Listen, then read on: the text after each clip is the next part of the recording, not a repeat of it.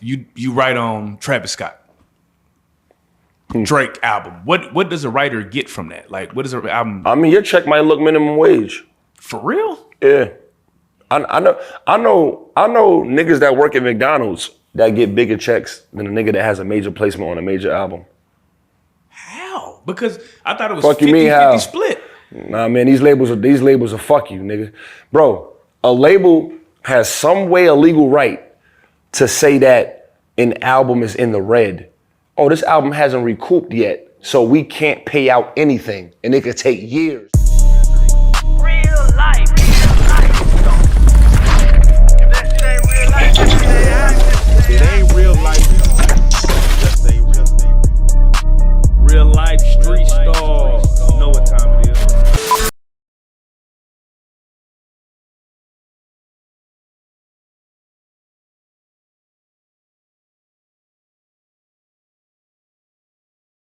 Real life street star, man. Underrated. Sy Ari Da Kid is in the fucking building, man. For sure. Like hey, the architect. Back in the building, man. It's alumni shit. Oh, yeah, man. you gotta come back to the real ones now. You gotta check back in. Come on. Everybody was talking about check, you gotta check back in. Come on, man. Come on, man. Hey, man, we got Sy Ari Da Kid back out here, man. Yeah. Again, one of my favorite interviews from the last time my boy came back, did a crazy freestyle on Bebe's platform that I seen that in person. Okay, I seen you go off the dome. I seen you go crazy in person. Yeah, for sure. It's a little different when you see it in person. Yeah, live in effect. Yeah, courtside. Why you black out like that on that freestyle? I think it's a must we perform our craft. Yeah. You know what I'm saying? I think it's a must we deliver. You know, when the lights come on, you gotta show what you've been working on in practice. I've been practicing for a long time. Man, say. Yeah, so they ain't nothing. That's regular. It's like playing air ball in the crib. Nah, for real. Man, so it's been a while since you've been back on the couch, man. You came back out here and you debuted a listening party. I hate to miss that, but I did check out the whole album. Yeah, thank you. Fire. Thank you know what brother. I'm saying? Thank you. But first and foremost, shout out to Hollywood Baby that hosted that listening Shout party. out to Baby, yeah. And Lady C, by the way, Lady too. C. That's the queen right there. Can't forget Lady C. That's the queen right there. She the plug, too. Shout out Lady C. Yeah. For those who don't know, the album isn't out, right? This is a new album? No, it's coming out technically this Friday. Got you. Okay, yeah. Got you. So tell them, just give them a glimpse of like what the name of the album is and what to expect on that album. Yeah, the album is called, it's my, a lot of people know I do hip hop and R&B. Right. It's R&B. It's called My Next Ex. You know what I mean? And I pretty much break down the meaning of that, the entire album. As soon as you ever watch a film where like the opening scene is insane, like you almost like you watching Batman: A Dark Knight. Yeah. As soon as it come on, shit crazy. Get crazy right out the gate. The album goes there. So you kind of start with the what they call it. You start high and then take them through that journey. Off the rip, like Pulp Fiction. Yeah. Coming in swinging. Yeah. You know My Next Ex is a crazy title, nigga. So that's like projecting negativity. Well, facts. But unfortunately, it's what I believe the times is now. I feel like old school back in the day, they really had goals of marriage, regardless of how rough and hard it was, right? Pause. You know what I mean? They had goals of marriage. I feel like the early 2000s to the 2010, in the late 90s, it became like, that's wifey. That's my old lady. Right. That was like the niggas' goals. Like, not saying niggas didn't get married, but it was like, that's my old lady. You know what I'm saying? That's my queen. That's my wifey. Now it's like, bro, everybody that's dating, they seem like they not together if I check their page back in about 90 days. It's right. like, It seems no matter who you get with nowadays, I feel like at some point that's gonna be your next ex. Y'all just doing it right now because y'all feeling each other, y'all trying it out, it ain't gonna work out. There's too much going on. There's too many options. There's too much rapidly dating, too much serial dating. Too many people just got access to you. You know what I'm saying? Too much insecurity. Too many people talking about they got anxiety and mental health. It's just not working. And I feel like I break down everything about why whoever you're dating now is your next ex. Do you think you might have a skewed perspective on that? I'm gonna tell you why, right? You like 6'3", dark-skinned nigga, can rap, can sing. Like you kind of like, or a little bit of an anomaly, you know what I'm saying? So I would imagine that you probably had a time and you might be like, you know how it is like when you're not getting a lot of something, you might aspire to get it. But if you had all of them, you can see through a lot of shit. Yeah. So do you feel like you come in this with a jaded perspective a little bit? You know, great question. Yes and no. I do a lot of, speaking from my perspective, but I do a lot of like jumping into the eyes of the average consumer, right? That's the first thing I say in a lot of my business meetings. Like, I bring your ideas to the table, bring teamwork to the table, but right after that conversation over, what is the average consumer thinking? How much are we talking to the regular people of America, right? The people outside in the streets, the people, like when you in the sections, like I'm looking at the dance floor, I'm looking at the people that's waiting at the bar. I want to talk to those people. And to me, that's where I get a lot of my information from.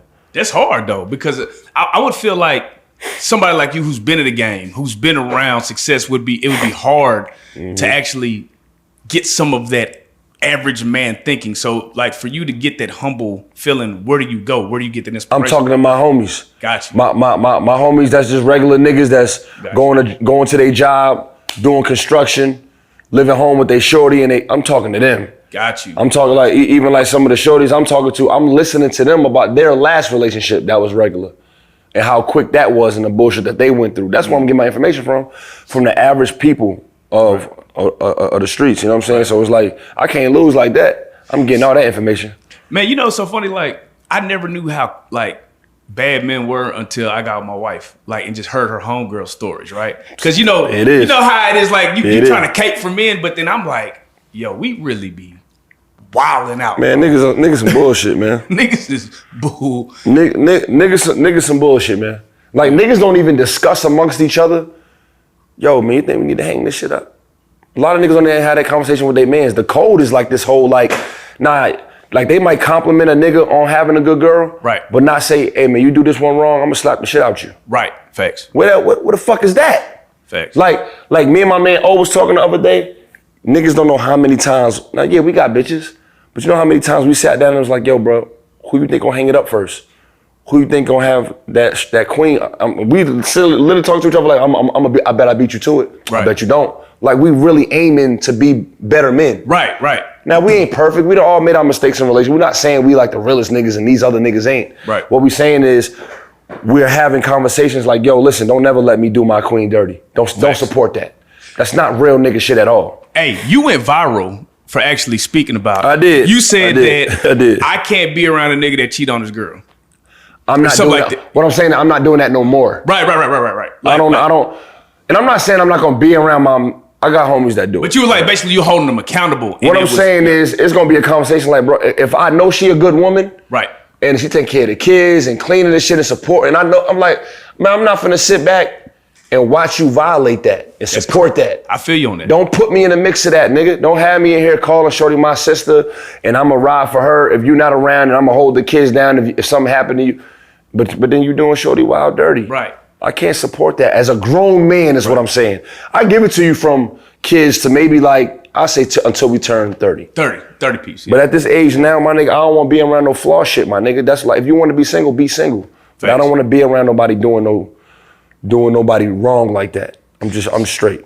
And I asked somebody this question. I said, can you consider somebody a faithful person if they cheat on their girl? Because I feel like you can't, because that's the closest person to you. Like that's the person that's holding you down. No.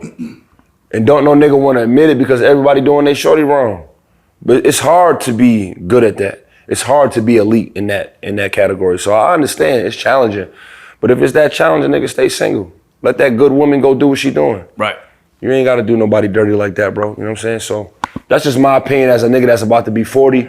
That's the mindset that I'm on, trying to challenge myself to be the best for the next girl that I end up with. You feel me? Right. So, you know, I know you got the new album out, but you also have an album that dropped this year, Deluxe. Last Shadow in the Shade. Yes, The Last Shadow in the Shade. I ran through that whole album, man. And, you know, there's definitely some standout tracks, and I want to go through there a little bit. Okay. One of the highlights for me was the fact that you had New Jersey Twerk on the song. New Jersey Twerk is my favorite battle rapper. So if people don't understand that, battle rappers, they seem to just never be able to get in the music world. But they always have the craziest bars, delivery, all that good stuff. And New Jersey Twerk, again, if you listen to his lyricism, his word association is crazy. How did y'all link up? First and foremost, New Jersey Twerk is the greatest battle rapper of all time. To me, facts. And that's not to discredit anybody. And it is debatable. And I understand he done lost a few, but in my personal opinion, of as skilled of a mind as I have with hip hop, New Jersey Twerk has never lost a battle to me unless he beat himself. He beat himself. I've never seen a nigga beat New Jersey Twerk. And that's not to discredit nobody else. That's his fault. I've only seen Twerk beat Twerk. Fact. I've never seen anybody beat him at his peak best. I've seen a lot of the GOAT niggas lose or have debatable battles at their peak. New Jersey Twerk to me is the only, I'm talking about punchlines, Crazy. haymakers, Word storytelling, associations. personals, All of it. syllable skill, like wordplay, Crazy, bro. cadence, tone, aggression, performance, elite penmanship, lyrics. Bro, this nigga has no empty. His only empty flaw is he might try to prepare too late, Bro. and then maybe forget something and beat himself. But I ain't seen anybody, if he bring that prime shit, you're done. Yeah. Anybody, you're literally done. You know what I mean? And to go back into your question, Right. I'm trying to figure out who connected me with Twerk as somehow, some way, form, or fashion. I've never heard a New Jersey Twerk song ever. Like, bro. see that, I was like, damn, that's, Hey nigga, that's different. Not a lot of battle rappers could do the music for real, but Right. Twerk, bro, anytime he send me something for his album, I'm doing it because I'm a fan. He's actually good on record. Right. Like a lot of niggas don't sound good on songs. Like the project he got coming out is crazy. That shit he just did on Flex. But me and Twerk, we got a high amount of respect for each other. He done posted before, like called me goat and all type of shit and said, like he done gave me my flowers and vice versa. But yeah, we done connect this. We just got a connection, bro. Like once we linked up in person, it was love. We see eye to eye on a lot of things. And that's my man's. You know what I'm saying? I'm rooting for him every battle he do. Another, one of my favorite rappers of all time. I still feel like No Dope on Sundays might be the last classic album I've listened to, right? Sy. Okay, underrated. Now, Sy did go on a rant about Boo and how he couldn't sign to Kanye because of Boo. Damn. And I just remember the last interview we had to talk about you was associated with Boo. So when you seen that rant, what was your thoughts?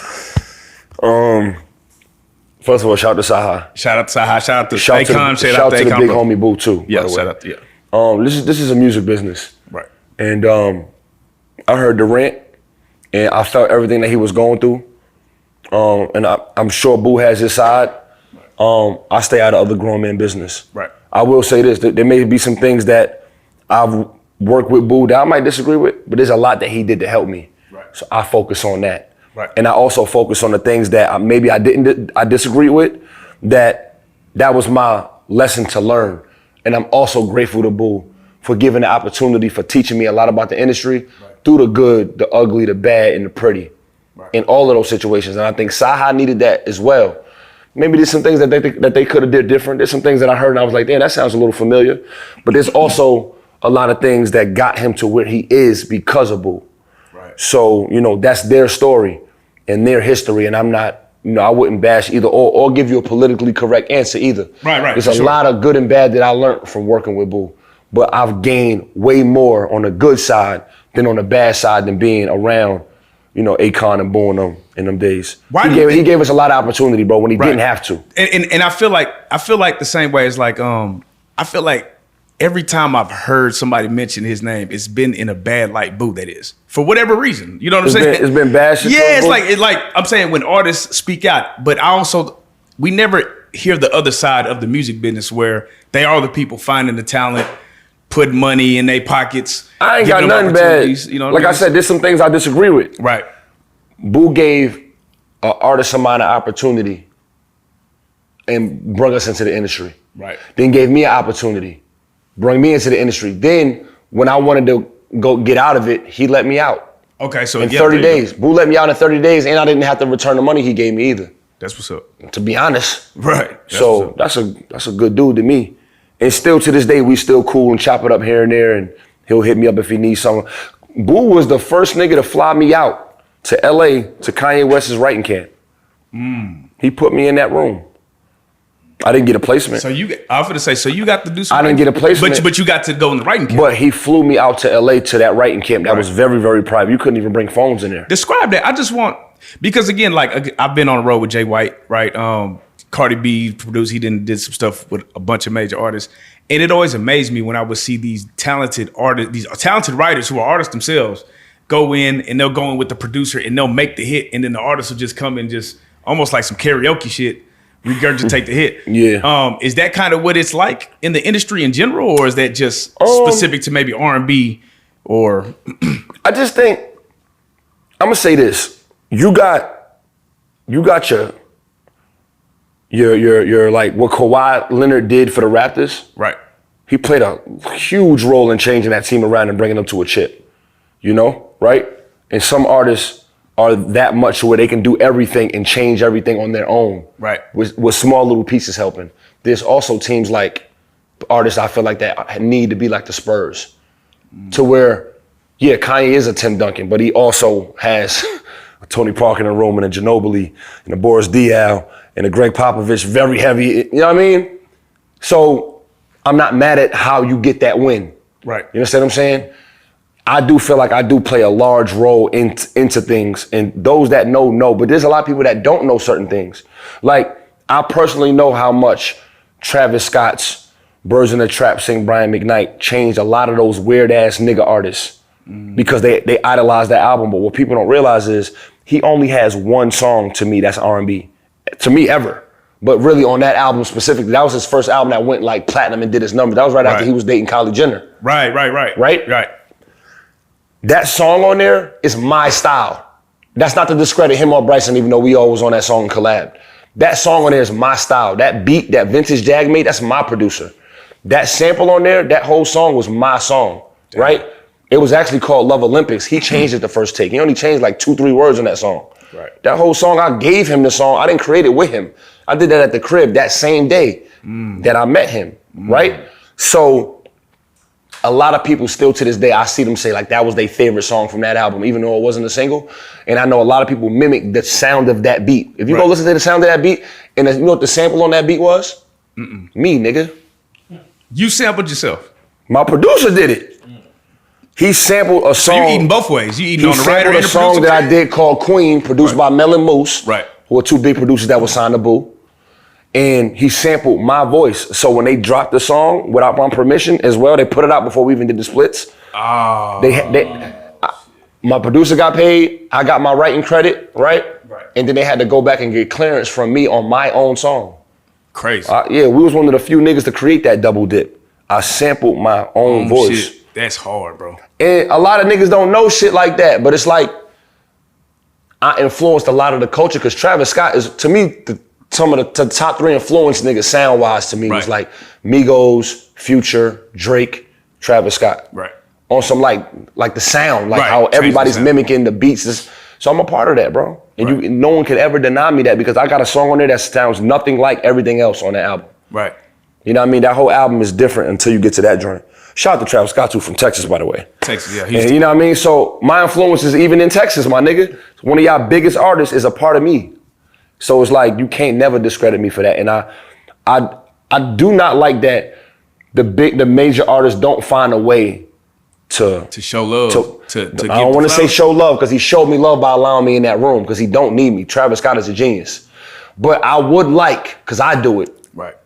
I would like some way, form, or fashion on their Instagram or something. They need to create a post for their project of everybody and who did what and tag and put the credit on some album book shit and say, these are all the writers, these are all the producers, these are all the engineers. So when it's all said and done and I'm lit, reach out to these niggas to tell these stories and mimic this sound or whatever. Right. Give these people these opportunities. I don't like that part of it. So do you think that is partially because if I'm the artist, I don't want people working with my team. I'm really trying to gatekeep.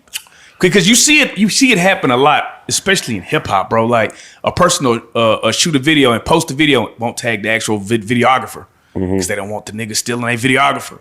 Do you feel like, or the graphics, the nigga have a cold ass album cover, won't tag the graphic artist. Do you feel that's black on black gatekeeping like that we doing? You know it is. It's corny to me, bro. Right. Like, bro, put the information out there, bro. Bro, I ain't never seen a movie on this earth created by them crackers that I ain't seen all them credits coming down. Facts. Bro, y'all niggas can't do the same shit? Y'all can't make a post when that shit come out and do a little boom, boom, boom, so people can see them names? That shit go a long way, bro. What you hiding? I don't like that shit for real. I ain't gonna hold you. I never liked this shit because, you know, like I said, when when I was traveling and I was going to these sessions, Gucci, all these people, and I'm seeing these writers, and I'm sitting here like, yo, where y'all music at though? Because I'm like, you the talent behind the pen. Yeah. I want to listen to you. Yeah. And then I would find these dope ass artists and be like, damn, why y'all ain't? Why y'all don't even have a feature from the nigga that y'all doing songs from? Big. They should. And a lot of them, first of all, a lot of the writers, some of the writers just want to stay writers. Right. A lot of writers ain't making a lot of money too, by the way. That's crazy. A lot of writers ain't making a lot of bread, bro. Break that down. Like what would you say, like, you write on Travis Scott, Drake album. What does a writer get from that? Like, what is an album? I mean, your check might look minimum wage. For real? Yeah. I know niggas that work at McDonald's that get bigger checks than a nigga that has a major placement on a major album. How? Because I thought it was Fuck you mean how? 50-50 split. Nah, man, these labels are fuck you, nigga. Bro, a label has some way a legal right to say that an album is in the red.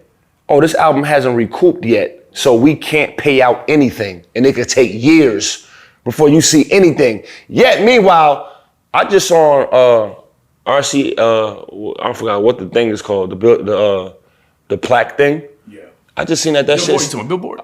No, not even Billboard. Oh, the It's RIAA? Yeah. I just literally saw that this shit's certified platinum.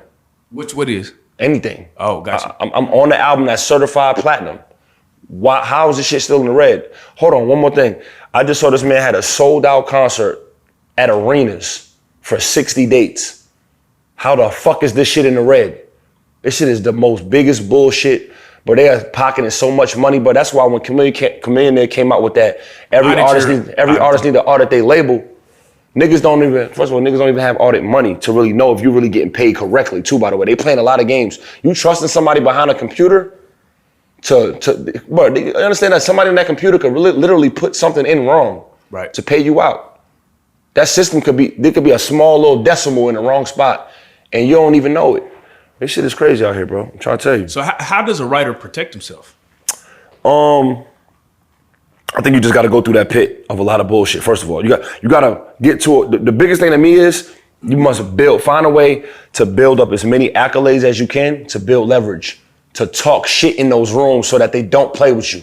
Because if you're an early songwriter with no placements, you getting played with. I don't care how talented you is. They gon' bro, I done been in the room with the best writers in the world, bro. And me feeling like I'm one of them. But there's niggas that's like when I went to Akon writing camp, you gotta think, me and KKK at the time, we was like nobody in that room.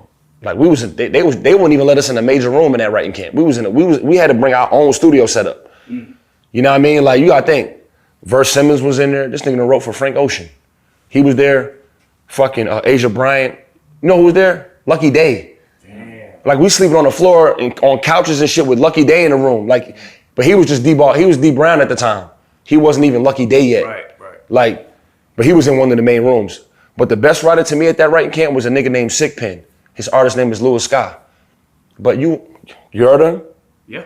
You know what that is? Yeah, he's one of the guys that, yeah. Oh, okay. No, I'm saying, that's but what I'm saying. But a lot of niggas you don't wouldn't know that though unless you were tapped in, and that'd be the thing, bro. I was in a writing session with Coco Jones before she blew, again, you like you hear him go in the booth, and you're like, yo, huh? How are you not signed, right? And then obviously she got her shot. It's the game, man. It's crazy. I don't care how talented you is. If you're not given the opportunity, you have no shot.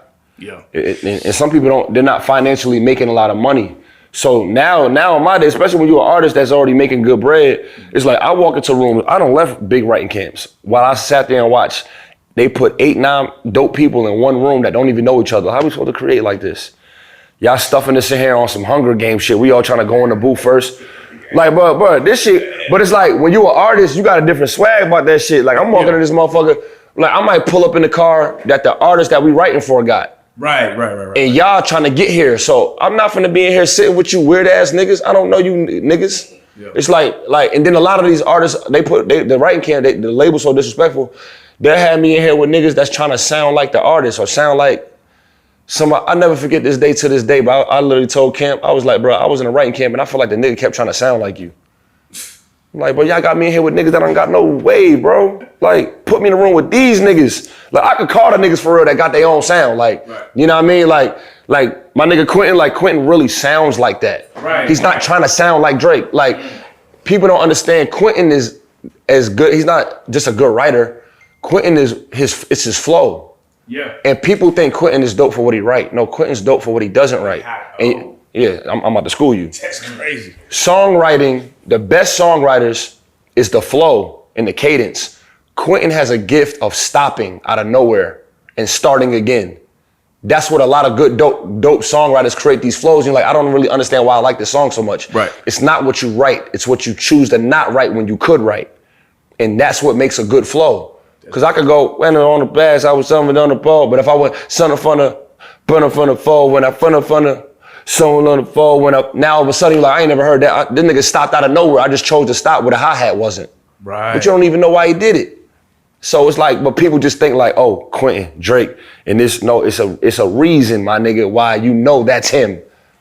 You know what I'm saying? And it's a lot of niggas like that I could get in a room with them. You put me in a room with Quentin Miller, Sy, Verse Simmons, and Camp, but you probably hear the greatest album you ever heard of all time. But why don't y'all do that then? Because it's not like, what's stopping y'all from, because I just thought about this. You said you was in the writing camp with Lucky Day and all, and I'm just like, damn, imagine if all them niggas really just teamed up and just, yeah, I mean, all the other artists at the end of the day. It's hard, bro. It's so many egos. Everybody got a lot of shit going on. You know, I think a lot Tell of me about the most ego shit that happened on some writing camp shit. I gotta hear this now. You know the sad part? What's that? The ego shit to me happens after the placement happens. Oh. At the writing camp, everybody humble. Everybody humble at the writing camp. Bro, we gotta work, bro. And then the placement fuck around and hit. And now you see them emails with all our lawyers, and you're like, oh, that's the bitch ass nigga. This nigga tripping over a split, like making this shit go. Now they don't even want to work with us no more. I don't want to do this. I done did a song with niggas, and I done seen that email thread, and I'm like, and I realized there's a big ass placement I got before. And I'm not gonna say it. Right. But their manager is the reason I don't work with that artist no more. Because he looked at it as these bundle of people were very difficult. When I had already agreed. And I wrote the entire song, but the artist was so major that they demanded 35%. But I had a choice to be like, nah, hell nah, nigga, that's my shit. But I didn't care about that. I said, I need to work with him again. Let him have it. You feel me? So why wouldn't they want to work with you again then? I just told you. They don't, from a distance, they don't know who the fool is. Got you. Oh, I see. They don't, but they ain't the artist's job to go, let me break down this email and see who the hoe ass nigga was in this motherfucker. Dang. And not to even say that they were a hoe ass nigga. They just didn't understand the mission that I was on. And that's not their job to. That's the side I don't like. Because they don't have to agree, because really what they was fighting for was right. Right. They was literally just fighting for their percentages.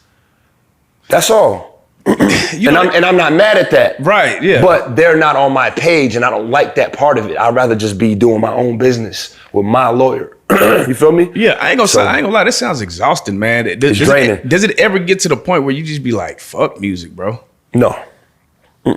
What keeps you hungry then? Like the people. When you're going through all it. I mean, you have another outlet. We'll speak about that too. I mean, we spoke about it before, but it's getting bigger. It's getting. I mean, you understand, bro? Everybody in this room has a gift. Facts. Given from a higher power, no matter what you believe in, right? Right. I believe God gave it. Right. I believe he gives us a gift, and from there we have to develop the discernment, knowledge, and skill set to maximize that for us mentally, and our craft, and our family, and then at some point the world. Right. Right. And that's not my job to not utilize that, regardless of the trials and tribulations, because they threw rocks at Jesus, so I'm not exempt from any type of challenge. Right. You know what I'm saying? So at some point, even in frustration, I just say, there's certain things I'm gonna do independently myself with just me, my team, and my lawyer.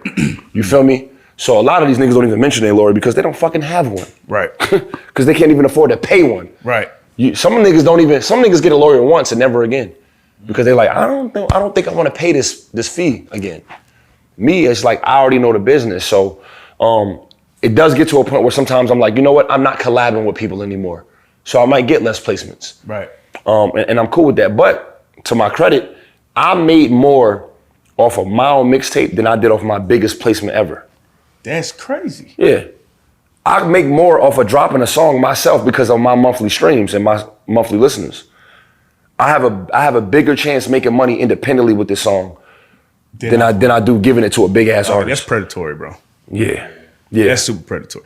Yeah. Have you checked out Sinners?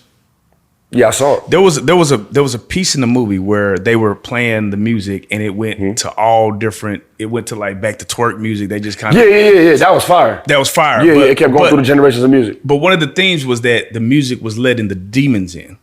Yeah. Do you believe that the music, some of this music, could be demonic and be letting in some of these bad spiritual vibes? Do you feel that can be a true statement? Yes and no. I hate when people do that about the music. Right. I think that only the people doing it need to speak on it. Got you. Because you got a lot of people that like judge that, but it's like, y'all don't understand, a lot of us are describing the world that we're actually in. Right. You're criticizing something as something that we may have experienced. Yeah, there's a lot of glorification in it. Yeah, there's a lot of like, oh, we're glorifying this negative thing, but some of it is not glorification. Some of it is literally like, no, I went outside to the store today. I saw a nigga get robbed. I saw a nigga hustling because he had nothing. He didn't have his father in his life. His father was doing something negative. We made that picture. Right. And now all of a sudden it's the devil this, the devil that. Where do you think that comes from? Because like I said, because they were playing jazz, I think, and they still correlated that to that. So I'm just curious where you think that messaging is coming from. I think a lot of people just don't mind their business and they speak on shit that they have no clue of, by the way. Right. I think a lot of people speak on things that they're uneducated on. Right. Bro, you'll never hear me come in here and talk about like certain shit in history. But like when I did my episode with Dr. Umar, a lot of people was like, yo, he talked 90% of it. You know why? Because he was educating us. Facts. He was speaking about things that I didn't have knowledge of. So you know what I was starting to do? Listen. I was listening. And absorbing, yeah. Some of you niggas talk more than you fucking listen. So what I look like speaking on something that or just it's all opinion based. But like I said, I do believe in the business sense, we do let a lot of the dark shit in. Right. Because a lot of the people don't. You gotta think, hip hop was built on culture. Facts. Right? Right. It was built on culture.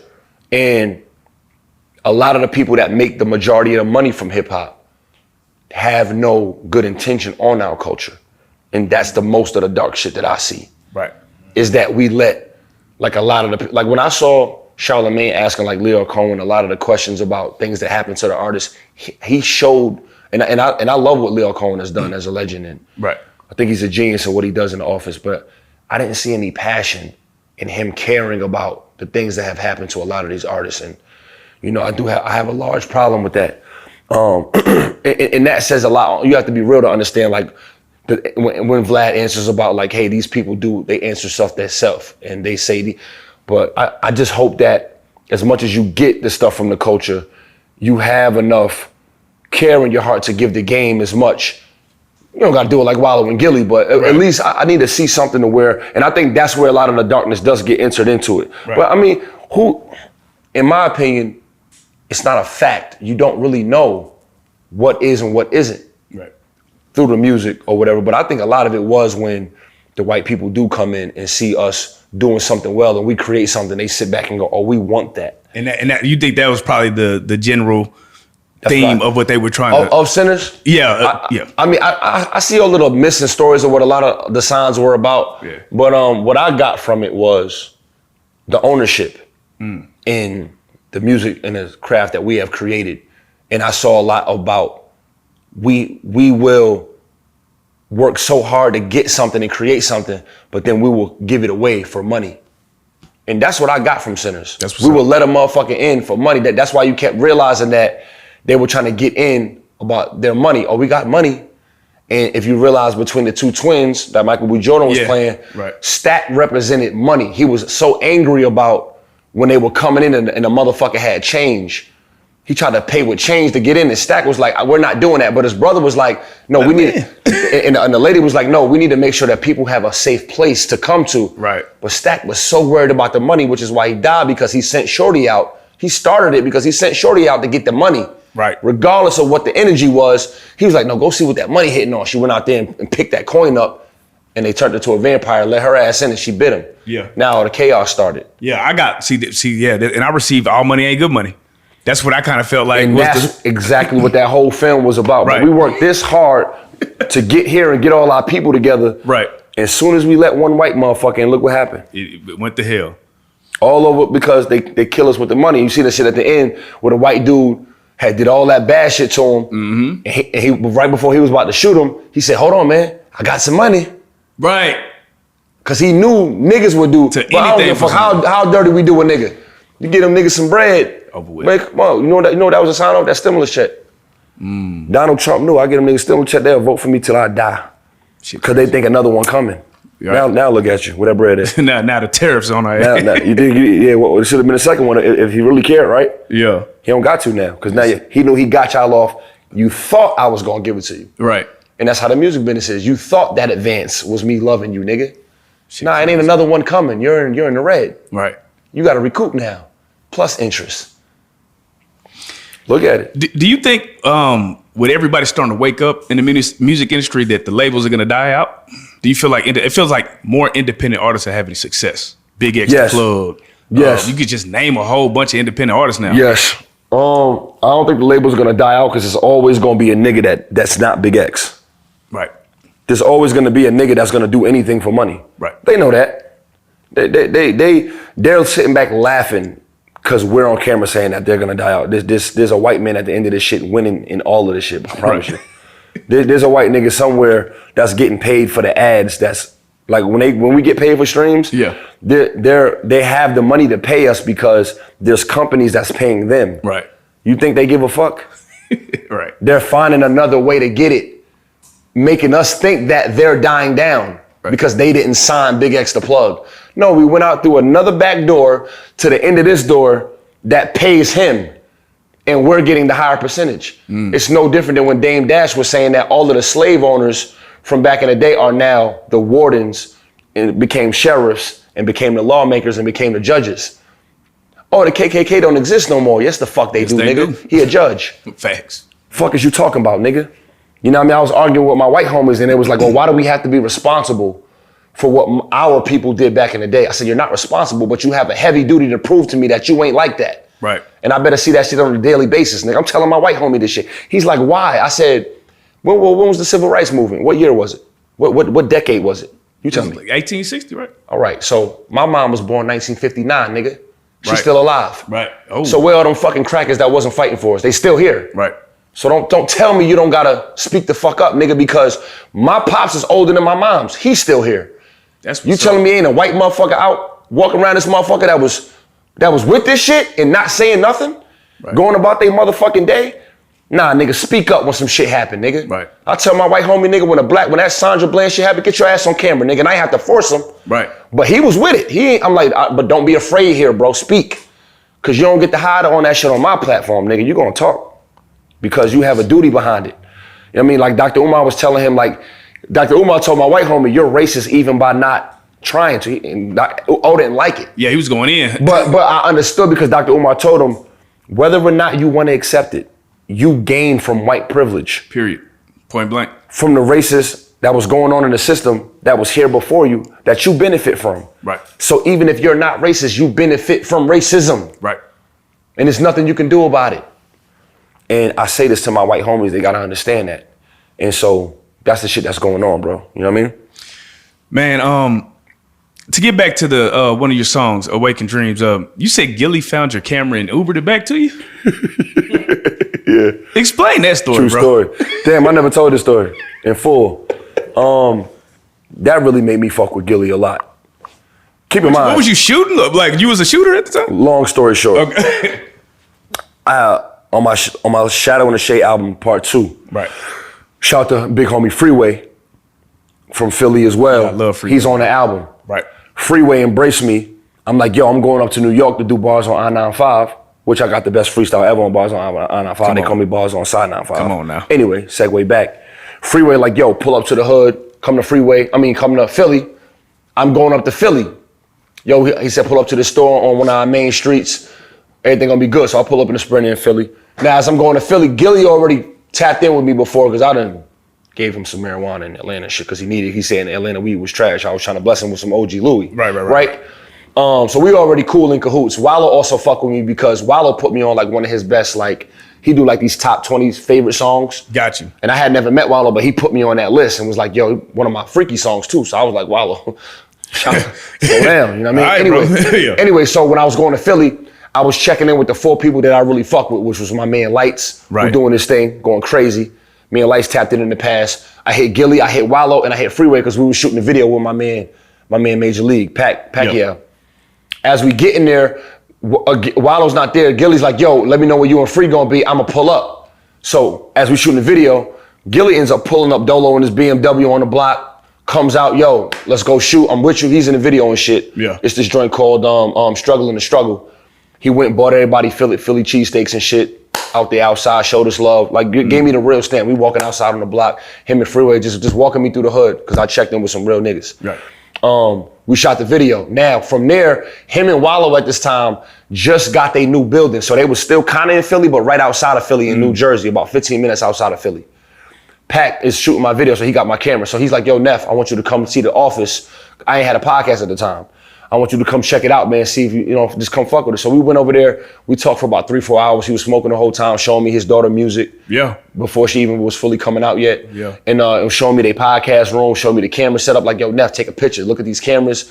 This the podcast. Oh, that's some real shit. He was giving me the game. He let me. Actually their entire setup, I copied it. Right. If you go to my podcast office, I have 4 cameras. So do they. Right. I have the same cameras. I just got the newer ones, the 6K Black Magic joints, giving y'all the game. Yeah. And then I got the Shure mics that they got. So I copied the entire setup that he showed me in their room. Right. He talked to me so long, we got comfortable, put our bags down and shit. You know what I mean?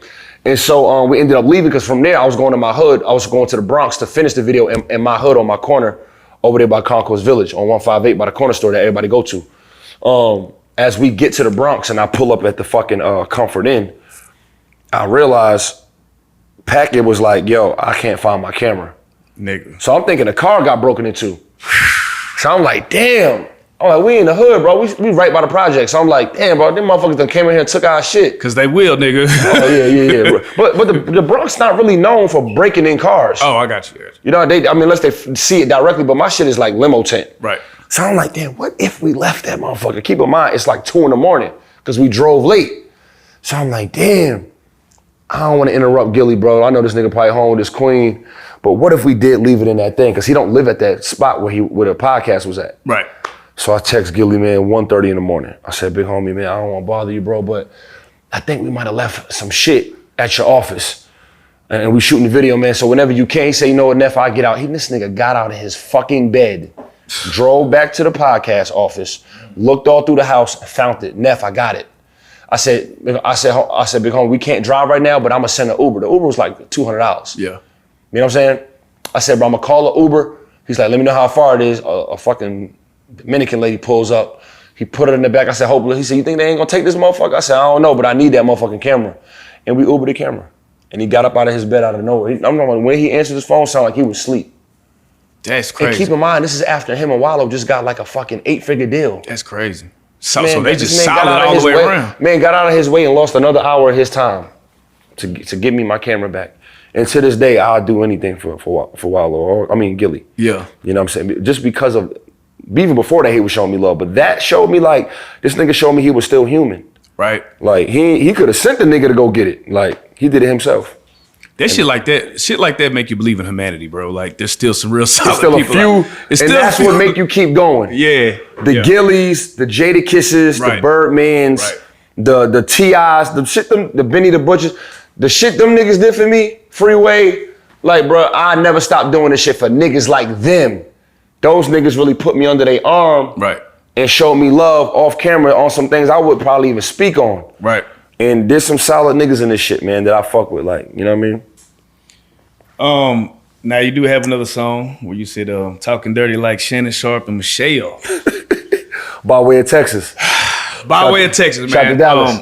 I did that song in Dallas. Yeah, I know, but I'm about to talk about that you first know that? before Okay. we get into Shannon Sharp freak ass. So what I was gonna say is I watched that whole shit play out because I follow you. You know what I'm saying? I've been following you since the last interview, so I'm a big fan of what you got going on. Thank you, bro. Thank you, bro. And the first thing I said is, damn, this nigga doing a song with K-Camp in Dallas. And the realest shit I seen you do was say, hey, I'm in Dallas. What Dallas artist do I need to put on this? Yeah, well, I didn't say what Texas. You said Texas. I said you Texas. said Texas, but Yeah, there's still some real. Yeah. There still was some real shit. I wanted to me. put somebody from Texas on here. I didn't just want to step on y'all land and not make it authentic. Right. You feel me? Yeah. I felt like that was some of the realest shit. Now the question I had is, it just threw me. I was like, why is bro in, like y'all just in Dallas, dry in Dallas? Like that was just thrown to me. So what was that about? Like did you just come out here to record? Well, I already be in Dallas a lot. Gotcha. And I was working at that time. I was doing some features. I had my studio set up in the Airbnb because I don't like big studios.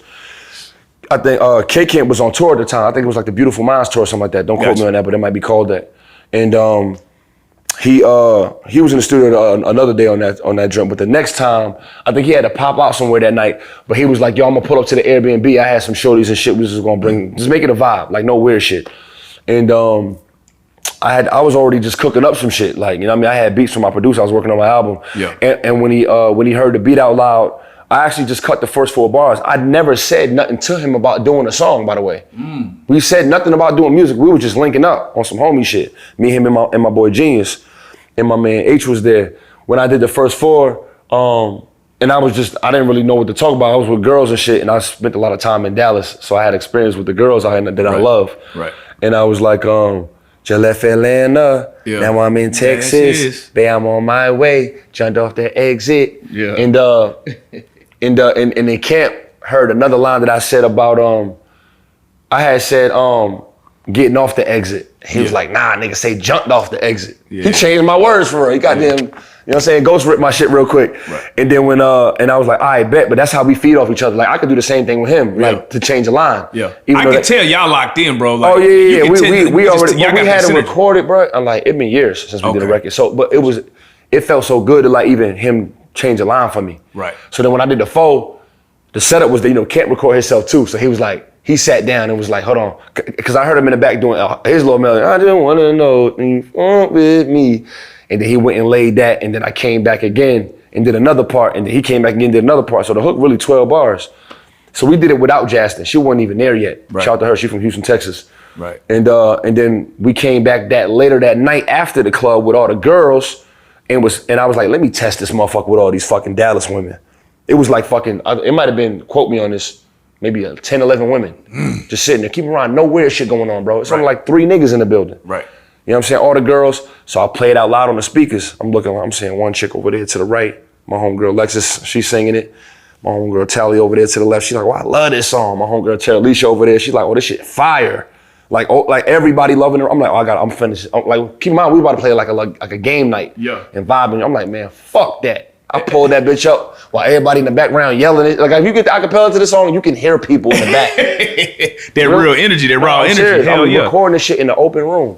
And so I finished the hook with everybody there. That's fire. Just to see the vibe and played it out loud in front of the girls. So that's how we did that. And the shoot just looked sexy, bro. Like it just looked like some old Shout to Spud McKenzie. Yeah, we shot that shit all together and shit. I brung Jackson out there. Yeah. And which we actually headlining a concert in Atlanta. I'm bringing Jackson out. We headlining a concert out there in Atlanta, bringing her to really make it fire. But that's how we created that. Then I sent it to Jackson because me and Jackson was actually doing another song. But then when I heard that, I was telling her to remix it. Right. But when I heard her part, I was like, nah. I called Camp. I said, bro, we about to make this the original. He was like, I fuck with Jackson. And that's how we, came up and did that record. Yeah, that shit been on. I added it to my playlist. Shit been on repeat, man. I feel like if there was and let's do this since the Mount Rushmore shit has been going crazy. My most underrated Mount Rushmore list definitely got K-Camp on it. I feel like K-Camp is one of the most. I can't even understand like. It should. Every album he put out has been straight heat, bro. I mean, to me, Kiss 5 is one of the best R&B projects. Yeah. I mean, I ain't gonna lie. I'll put it up there, honestly, with like a trap soul. Yeah. But it won't get there because of genre-wise, and he's kind of slept on a little bit. But if I'm talking about quality of music, right, and pen game, and oh boy, crazy. And it's up there on like the getting played shit, right? Because I'm talking about I couldn't find a girl I was around that wasn't playing that shit. And that's the question I want to ask, right? Because again, my wife, nigga, she's one of the hugest K-Camp fans, right? Like women in general, though. Like I feel like women in general, they fuck with him. what be happening? This is what I want to know. What be happening, bro? K-Camp, top of the undeniably hit maker, right? And then it's just like, it feels like, I don't know if there's no push behind the label or whatever, but I feel like he should be way bigger. Like, you know, like there's just certain people that have undeniable talent.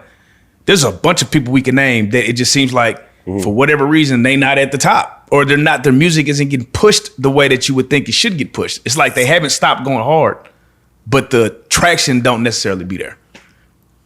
You asking me? Yeah, I'm asking you, what is that? Is that, do you feel like that's just industry blackball shit, or is that they don't, the bag is not behind them, but what is that to be about? Like, bro, Camp then went platinum. I mean, I can't even count how many times. It's not what you think. Right. Like, this man tours are sold out. Right. I mean, slept on the who to me. Got you. I can't go nowhere without, I can't go on my timeline at all without hearing one of them songs played. It's just that they're comparing it to, of course, a Drake in the future. But let's be clear, Camp's one of the only artists out of Atlanta that wasn't stamped by nobody. Right. Think about it. He wasn't stamped by no street nigga. He didn't go under there underneath one of them fucking labels he don't have like a QC or Gucci or none of, he don't have that.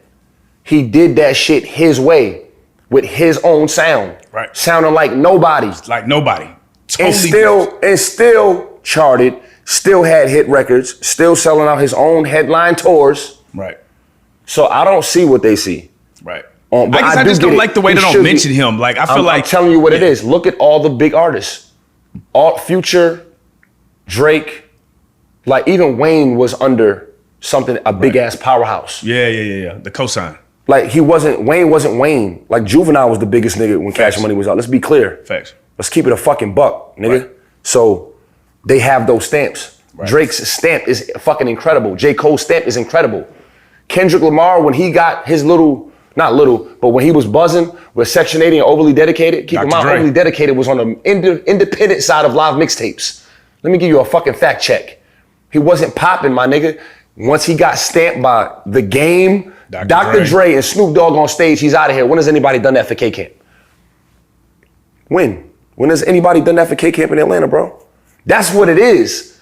It's that extra stamp of a street nigga, you know, because a lot of people, and keep in mind, he's not a street artist. Right. So that also takes a lot longer. Right. Because you don't fear him. You just look at him like the nigga that, the women enjoy his music and it sounds good. But it's not just, I'm talking about he got good. I know, we know. Yeah. But I'm telling you what it is. You know, it's not gonna end up like they're not gonna look at it like a trap or die because there's not that big ass street pushing behind it. You know what I mean? But I'm super proud of what he did. I think he beyond expectations for what I seen it doing. If you go back to fucking I don't really know about you, that nigga that was on that to Kiss 5, sweet Jesus. I mean, you would have never thought he was gonna sound like that. So I think he passed expectation. And I think it's just Camp not, and this is a thing that a lot of people don't know to conclude on this, bro. Camp not faking the funk around none of you bitch ass niggas. He don't give a fuck how gangster, cool, rich you are. Camp, so a lot of niggas think Camp quiet. People don't even know that man hilarious, bro. You don't even know that. This man joke his ass off, boy. Roast like a motherfucker. But he not gonna give that version to you. Right. Camp not gonna, he one of the most solid real niggas, but you won't know unless you know. Right. He don't like fake energy. He's not gonna give you his full self on first impression. A nigga like me will, like, side walking around, like, man, that nigga was goddamn. Right. But we're not no different as far as like good people, but I'm more social. Right. He might, I done had to tell people coming to, they're like, man, boy can't acting funny. I said, shut up, nigga, no you're not. He just don't know you, nigga. Yeah. He don't owe you shit, shut the fuck up. Right. You know what I'm saying? But a lot of niggas think he be on some weird shit. Right. And I was telling him I was like, you know, a lot of niggas think like you don't fuck with him. Like, he don't know you. Yeah. You're mixing up because you dat me first and I gave you a Marlon Wayne's dat. Right. Now you think Camp's gonna do that and he's not. He's observing the room. He don't know you niggas. You know what I'm saying? And that's another thing. He's not gonna fake kick it with anybody. So that takes longer. Yeah. Because there's a lot of niggas that will go in a room and just to get an opportunity. Camp's gonna miss opportunities sometimes to get it up to that level because he's not gonna fake kick it and he's not gonna do that because he's gonna do it his way. And that's why you're describing it the way you're describing it. Because he made M's. Right. Doing it his way. Yeah, I just be wanting to see like I know what you the want, niggas yeah. with talent get mentioned. Like for instance, the Atlanta Mount Rushmore is going around. Yeah. What is your unbiased Atlanta Mount Rushmore? Is that 4 people? Yeah. T.I., Gucci Mane, for music, streets, and who he put on purposes. Right. If you know, you know. Right. And I'm gonna go tie between, because this is between music and exec. I just think Andre 3000 to me is the most elite. He is our, but I'm gonna go Jermaine Dupri because of a lot of the things he was doing to integrate Atlanta with the industry and what sacrifices he took to kind of, you know what I mean? Right. Which isn't spoken on because he didn't really put on a big street artist. Right. Which goes back to my initial point. Right. A lot of Jermaine Dupri's discredit is the kids. Right. Chris and Cross. the R&B groups. Yeah. And, the Usher, and they were young and they were singing and it wasn't street shit. So you miscalculated, but don't get it fucked up. Jermaine Dupri is our Diddy. You heard? So that's my Mount Rushmore on the Atlanta shit. Nah, that's crazy, man. Man, Atlanta, when I just think about y'all's history, man, y'all got so much talent. Yeah. You know what I mean? Like, crazy. how hard is it for an artist to break through that scene? It's not. Really? I mean, it's a little harder now. Got you. Because Atlanta been fucked up, man. We had a lot of tragic deaths, man. You know what I'm saying? So Takeoff being gone, all the indictments, Lucci and Thug beef was going on, Quan passing, Trouble passing. Like all of that shit, my nigga, that shit really hurts. Divides the city. But I think a lot of people don't understand why Atlanta is and was what it was. It's no different than any other city. You have your ups and downs, you have your haters, you have your dope artists. But I think what we capitalized over anybody was we had and have the best reps of networking in music history ever. We have had the most listening parties, events, festivals. Like we had, and we were the only people, I think, when there was different crowds, like on Edgewood Ave, they had all the weird nigga artists. You feel me? And then you had like Mansion Elon and all the niggas that had the club hits. And then you had the niggas that could rap and do the ciphers. We all kind of was somewhat in cahoots. Like I would catch the niggas in the clubs on Edgewood sometimes. Right. And I would catch like some of the Edgewood niggas at the club shit. And I don't think there's a city on earth that was like that. And then I also, to credit the radio people, I believe, and people don't give credit to these niggas right here. And shout to Greg Street, because he a legend. He was a lot of people that, Greg Street was one of the people that would let up like, he was like had putting on Outkast, but also would let the new nigga out in the street come upstairs to his room. Yeah. See, that's not happening in New York. Right. And I think Ebro and them niggas and like Funk Flex and people like that big in other cities got to do a better job. Same in LA. It's too hard to get into these places. But what I'm gonna shout out to is a lot of people don't credit, and you probably don't even notice, the biggest part of Atlanta when it really hit its peak as far as artists getting hot quick, it was because of the fucking Dirty Boys. It was Jay Nixon, E.T. They was on 6 to 10 at Hot 107.9. And what they did was they allowed, it used to be a process through this guy named DJ Red Dread where you could turn in your CD and get a song played. But what they did was they started this open mic on the north side called Battleground Mondays, where if you won that event, you could get on the radio to be on, it was this thing called Battlegrounds, where right at the prime time of traffic, at fucking 6:35, 2 new unknown artists could compete song for song and you could vote. Oh, that's fine. And you could end up on the radio for a week straight, maybe longer. What was some of the most notable songs that came through there? Bro, everybody was on that shit, my nigga. Like niggas that never hit the radio. Everybody in the city was, that was the goal. That was the go-to. I'm on Battleground, but to me, it was the intro, which I wrote and produced with my man Sean Teasy. We had the intro. So the intro was Welcome to the Battlegrounds. We did the intro on it. And we also was hosting the club with them, with E.T. Shout out to E.T. for allowing us to do that. And so that to me changed the game, because now E.T. was also one of the best hosts in the city. You feel me? At that time in the clubs, you heard? Right. So now you got the biggest radio niggas also breaking records in the club. So now you could go to you can go to the main club, Mansion Elon, E.T.'s hosting. You can get on the radio. He's on the radio with Jay Nix, Stewie Rock. And then you could also be at the biggest open mic ever in music history, which is Battleground Mondays on the North Side, on Franklin Road, in the hood. And guess who's hosting? E.T. So this nigga's such a pioneer and gets no credit for it. And why do you think that is? Niggas ain't doing what I'm doing. And a lot of niggas were so much in the flow of it, they don't know. You know who's performing at this shit, my nigga? Peak Waka Flocka, bro. I'm talking about Oh Let's Do It. Damn. Young LA, Young Dro, Grand Hustle, Franchise Boys, Shot Boys, Roscoe Dash, All the Way Turned Up, which I recorded that song. I recorded All the Way Turned Up. I had the original master to that song on my side of town, on the north side on Windy Hill. Roscoe Dash and Waka Flocka had Oh Let's Do It and All the Way Turned Up out at the same time. The BPM was 130. They changed the game. There was never a song in the club that slow. They had the same BPM and didn't even know it. So a lot of niggas don't even know these things.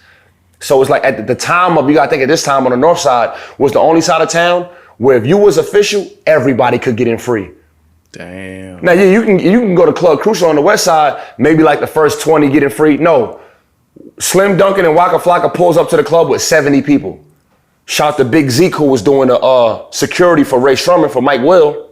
He passed away, rest in peace, got murdered. He was at the front door with Big Steve and Alpha T and them niggas and Big Blade. Waka and Dunk come to the front door with all the gang niggas. How many people you with? 70. All right, let me know who the last one is. They all getting free. Franchise Boys pull up. Parlay and them niggas, all street niggas from the west side. You know how many niggas they pulling up with? 50. Let me know who the last person is. Y'all all getting free. You know what I'm saying? Lil Hot. All the hood, Travis Porter. This is at their peak, performing at this club for free, nigga. Like when they got big songs out, bro. I'm telling you real shit. Damn. This club is a part of Atlanta history when Atlanta really took over. You feel me? And that was the beginning of like Lex Luger and Southside and TM88, which led to Rick Ross doing, I think, a Big Meech, Larry Hoover. My nigga, he would have never got big if he didn't have Hard in the Paint with Waka. This shit changed the game, bro. And so this is a lot of the Atlanta history like y'all niggas don't even know about, right? Yeah. And to me, the biggest peak of Atlanta to me was that era, and it started because of the Dirty Boys. Letting all the niggas that was hot onto the radio station, onto the biggest open mic, into the biggest clubs all at one time. And there was a circle of whoever was at Mansion Elon, Edgewood, the radio, and Battleground Mondays. And that was the peak of Atlanta. Crazy, bro. Because can you name any biggest mosh pit songs than Oh Let's Do It? Nah. And All the Way Turned Up? Fuck no. Fuck no. That's crazy, Fuck no, bro. Name me another song that big like that. So if you were to, so I'm gonna say that's got to be 10 out of 10. The scene at that point. What would you rate the scene now? Damn, nasty 2. A nasty 2. Oh, a 2? It's a nasty 2. So why does everybody in the world still feel like it? Like, bro, from the outside looking in, everybody always has this. We got to go to Atlanta to make it. Cause our 2 is y'all 8. Makes sense. Even at the worst, y'all ain't gonna pull up. It's like all the shit we hear about. All the NBA ratings are low. Yeah, but it's still the best sport in the world, entertainment wise. Feel me? Still gonna tune in. So what happened to make it a 2? From a 10 to a 2 is crazy. Nigga. I told you a couple of the things. The deaths, right? The beefs, right? The indictments. Got you. The disconnect between the artists and the DJs. Once those artists took off, and some of the DJs that didn't make it, that still DJing, stopped giving a fuck about artists and started taking shit personal, saying like, I'm not doing this shit no more. I'm just gonna play who hot. The sections dominating the dance floor ruined Atlanta because a lot of the fun that was being had was on the floor. Yeah. And if you was that nigga, you was able to get on stage. Right. The stage was the section. The section, yeah. You motherfucker try to walk in that security guard, put his arm out, you ain't him. Yeah. Or be enough to be a nigga that know the nigga behind the security. Right. And nah, he's straight, bro. Move your arm, big dog. Yeah. Yeah, nigga, I told your ass I was straight, nigga. Now you in the stage. So that fucked up a lot of shit too. Deaths, indictment. And also I think amongst all is, that might be the title for this episode. Deaths, indictments, and sections ruined Atlanta. Yeah, it really blew it. Damn. And I think some of the music might not be as good as amongst the young niggas. They're not really, I don't see a lot of unity amongst a lot of the new artists. I'm not seeing them outside either. I'm not seeing them do the circuit where they moving around and networking through the city. So that made the city die down a lot, bro. You know what I'm saying? And amongst all, the Dirty Boys broke up, man. What? Yeah, the Dirty Boys ain't on air no more, man. They separate. They on whole nother stations and shit. It's somebody else at 6 to 10. Shout out to Fly Guy DC, because he's doing his fucking thing and it's not his fault. Right. But he's not them. Right. You know what I mean? And it's not nothing he can duplicate either, because it's gonna take a lot of shit to make that shit brew up to what it was. Right. And I think that plays a large part too, because they didn't get the credit that they deserve, so why should they do it again? Right. You heard? So I think that all is the reason to me why Atlanta is at a 2 right now. Damn, bro. Yeah. You being, the lyricist you are, right? Mm-hmm. We always hear that Pac wasn't a lyricist. I want you, and it always fucks my head up, because I'm like, what? Nigga, to me, he's like the coldest, to me, he's the favorite artist of all time for me, but Okay. why do people feel like Pac wasn't a lyricist? Because I feel like lyricism, if a nigga, Brenda's Got a Baby was lyricism to me, like. Yeah. Okay, so as a writer and an MC, I'm gonna break something down to you. Gotcha. Pac is a lyricist. He's not one of the best lyricists of all time. He is, however, one of the best rappers of all time and best artists of all time. Lyricism actually doesn't have anything to do with what you're saying, as far as like the substance of it. Right. Which is why Pac is able to be mentioned, because of the things he described was so relatable, right? Which is why so many people love him from what he depicted, his picture on record and off record. Right. I think when people put Pac in top 5s and people argue it's because they're comparing him to people that were lyrical, but some of those lyrical niggas wasn't talking about shit. Right. And that's the problem. You got a nigga that might go lyrical, lyrical, lyrical, lyrical, and then Pac go in there and say, Tupac cares if don't nobody else care, and all the women love him for that. That's not even a lyrical line, but it hits home. Right. Right? I say the black of the berry. The sweeter, come on. That whole, you feel me? Yeah. So it's like that, like I argue with niggas about Tupac, Scarface. Scarface is one of my favorite artists of all time. Crazy. And I'm gonna break this down like this. Scarface is not as lyrically skilled as Beanie Sigel and Jay-Z. Right. But Scarface was the first person from the South or any other coast I heard on record beat Jay-Z and Beanie Sigel on a song, on a verse. Ooh. And that was on This Can't Be Life. Yeah. This Can't Be Us. Yeah. And Beans and Jay went crazy. This fucking song is insane, my nigga, right? But when you get the Scarface verse, he doesn't rhyme as many syllables and words as they did. Right. But he literally told a story about, he was in the studio and got a call that somebody that he's close to, son, got murdered. Right. And he spoke about the feelings he went through. And he was rhyming very simple. Right. But he killed them because of the pain and the passion and the storytelling in the moment of like Beanie Sigel saying that shit really happened. He really got a phone call, went out the room, came back and laid that verse. Crazy. And that's what you're describing about Pac. Right. The Brendan had The feel. It's like he gives you it's like to you keep can your feel head it. up. The Dear Mama. Yeah, Dear Dear Mama, literally, and I'm gonna break down to you what syllables is. Okay? Dear Mama doesn't have one line on there with more than 2 syllables. He's literally rhyming 2 syllable to 1 syllable, 1 syllable, 1 syllable, 2 syllable. So a nigga that loves lyrics is saying, this man's not skilled.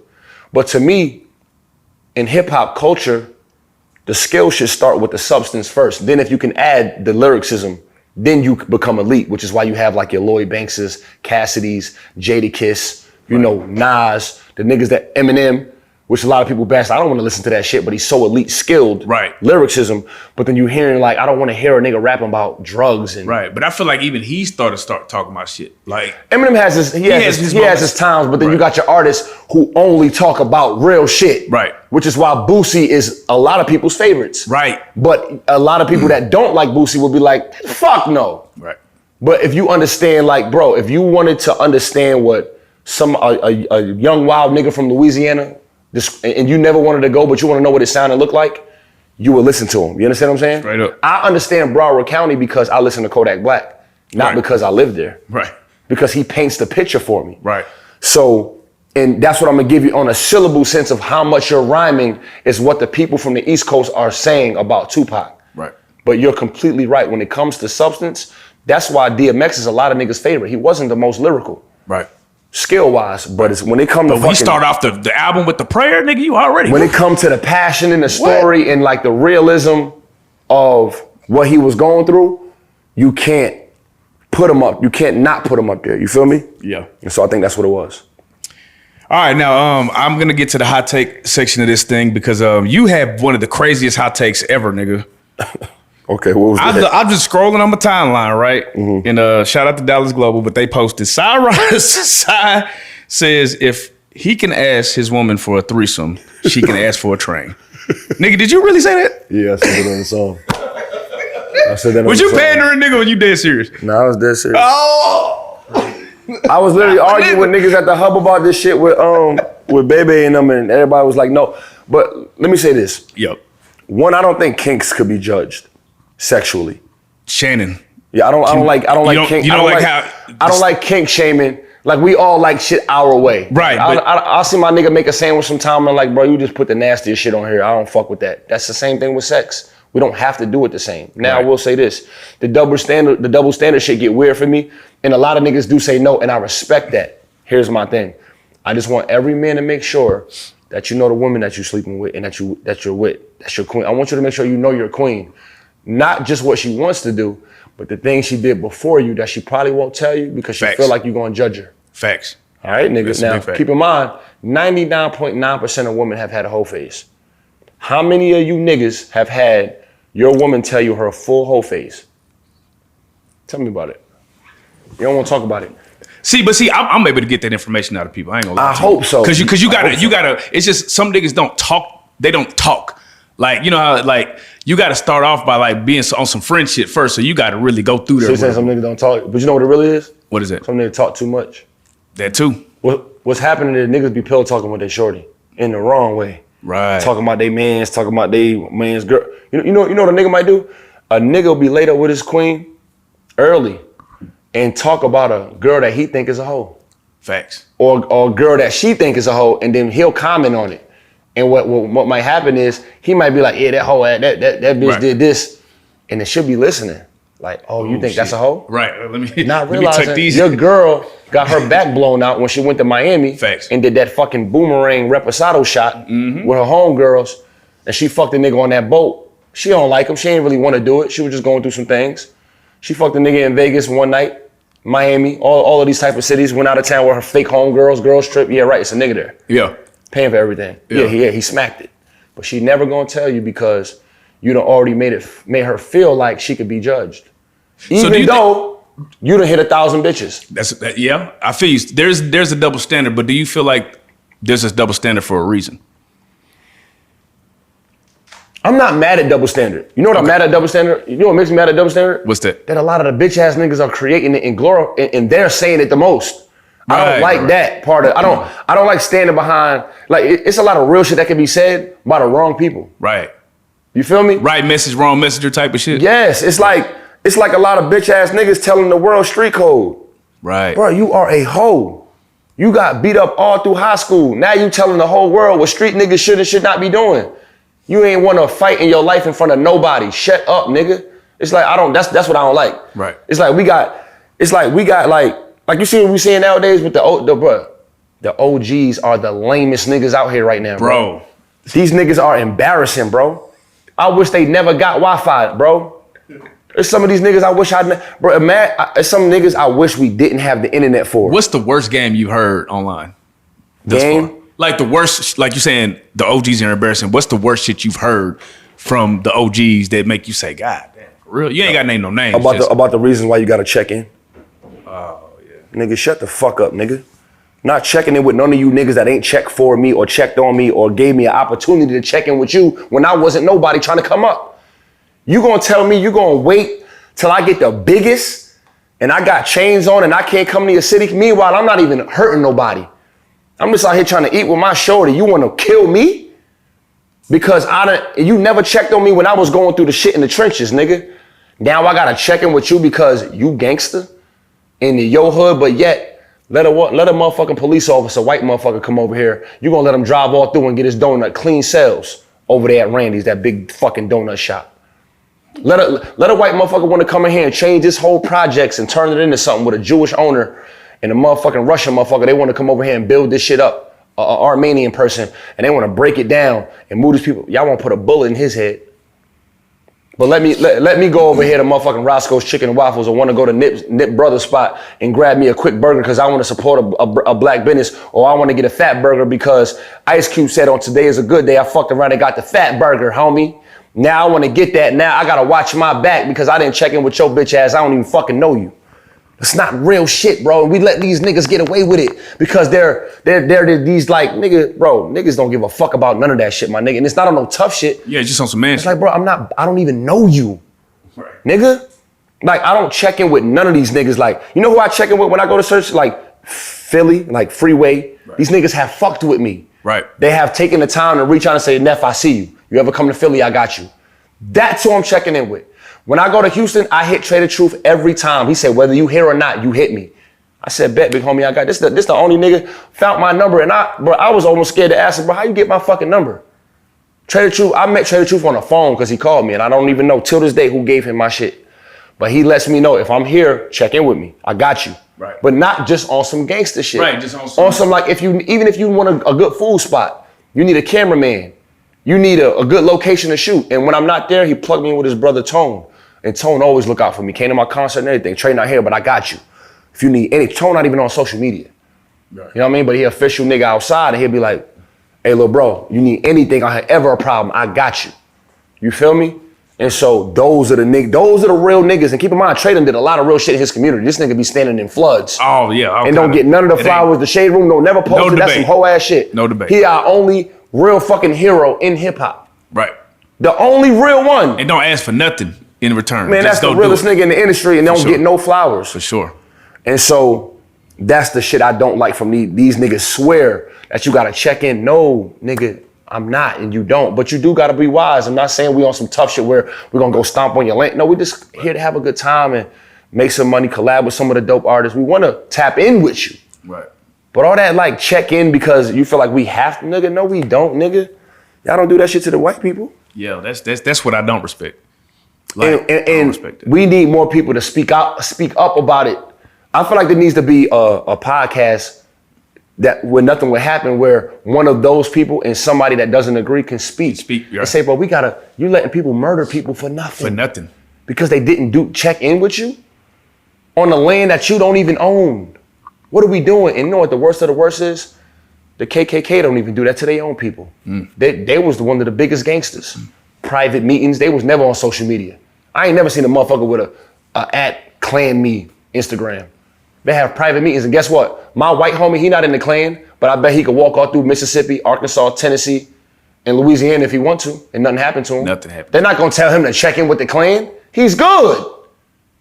All them gangster motherfuckers in the Klan, they ain't doing podcasts. That's why you don't know who they are. You niggas is embarrassing, bro. You niggas is fucking stupid, bro. Shut up, bro. You feel me? Yeah. The Klan don't even do it. That's why they didn't get no RICO. Now, what would you do if you seen the Ku Klux Klan podcast though? Would you tune in? Honestly, I'll be one of the niggas to put one of them on my shit. I want to talk about it. I want to talk to him. I want to know where this hate came from, my nigga. I'm willing to sit down with people like that I disagree with. Facts. I don't give a fuck. Like I'm one of the frontline niggas out here, bro. What would you ask him? What was like? Just give me one question. I don't want to give one question you would ask the Klan member, bro. What was y'all goal? And Shit, look like mission accomplished the way we acted. what was y'all goal? And why was Christianity and God at the forefront of it too? Bro, the Klan motherfuckers was going to church. A lot of people don't realize that a lot of the Klan stuff, they was at church praying on a daily basis. They would pray at their meetings. That's a known thing. Praying to kill a nigga is crazy. Bro, That's crazy. I don't know. I just want to sit with a motherfucker and just talk about a lot of the why. Right. And how do we stop it if you ever plan on just certain real questions like that. I just want to get in front of them and talk about it. You know what I mean? It needs to happen. I would love to talk to like somebody who do witchcraft and just ask them like, do you really believe in that shit? Witchcraft? Yeah. Like I'm saying, I'm just thinking about like certain, because you say Klan members, like somebody, I'm just thinking like, a certain, and you had, shout out to Sy Ari Da Kid, the show. Yeah, thank you, bro. Man, podcast going crazy. Dr. Umar episode. I've been watching that. Hey, Thank you, Dr. bro. Umar, you've been going crazy, period, bro. Yeah, appreciate you. But who are some of, like you said, a clan member? What are some of the other topics that you would like to hit on that hasn't really been touched on yet on your show? And I don't want to give out too much. Right. But everything. So like, I got a podcast episode I want to do with two cops. You know what I mean? Yeah. I want to talk to police officers, and preferably a white cop and a black cop at the same time, really, literally in uniform. I want to sit down with lawyers, criminal lawyer and an entertainment lawyer.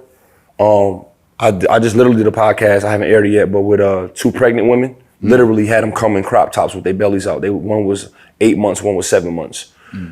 Shit like that, bro. Like literally the regular shit that people want to hear perspective from. I want to do a podcast with two big women, like real big women. I want to ask them like why they always got good jobs, how y'all giving head so good. Yeah. You know, Y'all always got a nigga. what makes y'all take care of men so well. Like I want to ask them the real, like why niggas don't tell everybody they claiming y'all. Like why they try to, you know what I'm saying, what y'all think. I want to talk about all type of things on that sense. It's a lot of things I want to cover. But a lot of it, I want to sit down with some gang members. Right. You know, about, you know, the way that all the indictments is going. I want to cover things that people are uncomfortable to discuss and describe. And I want to do it face to face, and I want to speak about, you know, some of these things, bro. I would like you to speak this, what's the lady, Fanny? Who's the one that prosecuted Young Thug now? Damn, yeah. That would be dope because I like, you know, we hear one-siders, it's free thug, She ain't popping out. But I do want to hear the other side because it's like, yeah, we do glorify, like we do be screaming free niggas that we don't know the whole story, bro. Like, but niggas screaming free that know the story. Yeah. Don't let that go over your head. Yeah. You heard me? Yeah. Niggas are screaming free. Niggas are screaming free and still know. We're fucked up. But I'm not gonna get deep into it because we all, you know, it's crime, and there's a code amongst that. But niggas will scream free and still know. You heard? Yeah. So, you know what I mean? It's and a lot of us don't hold our own people accountable. Right. You know, even within crime. Right.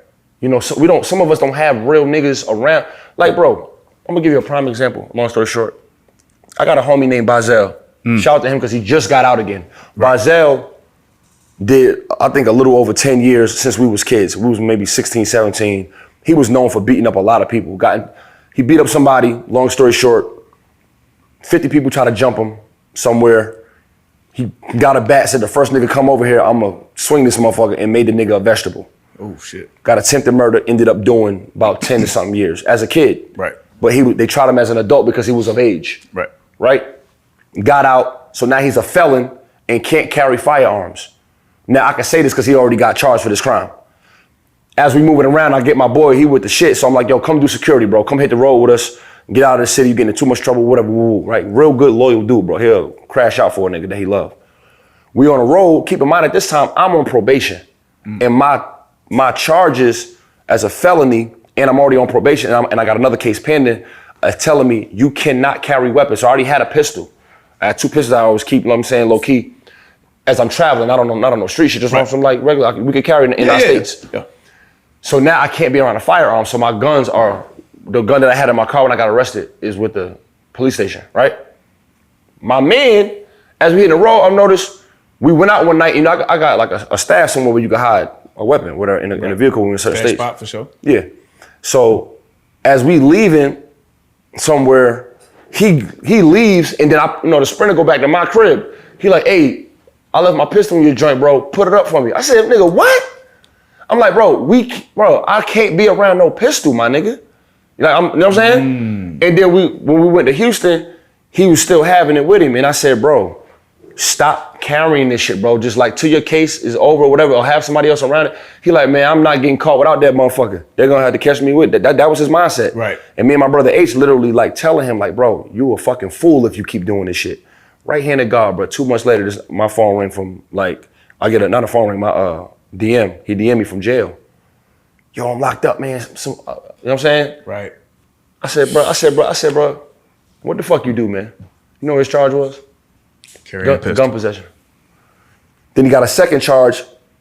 They let him out a little early before he got the other one. You know what the other second charge was? Don't tell me drugs. Gun possession. Okay. Caught 2 gun charges and got locked up for it. But he still had a homie telling him. Yeah.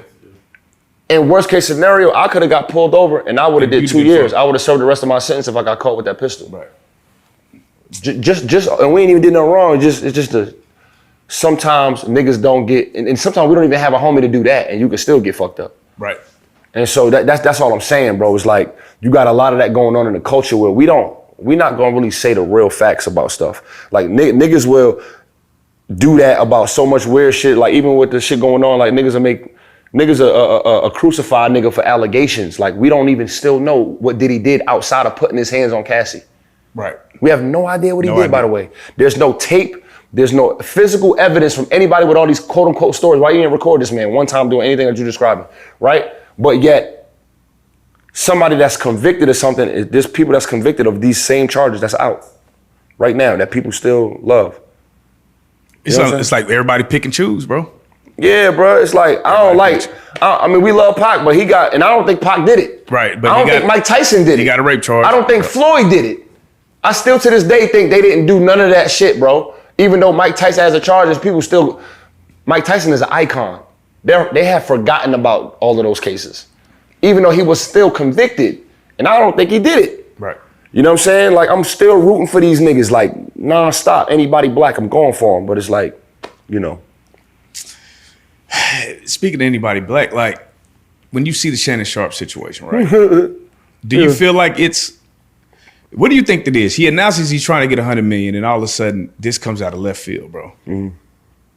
What do you think is going on? Do you feel like, a lot of people feel like, you know, he's leaving the Volume, the white company that he's leaving might have. Yeah. And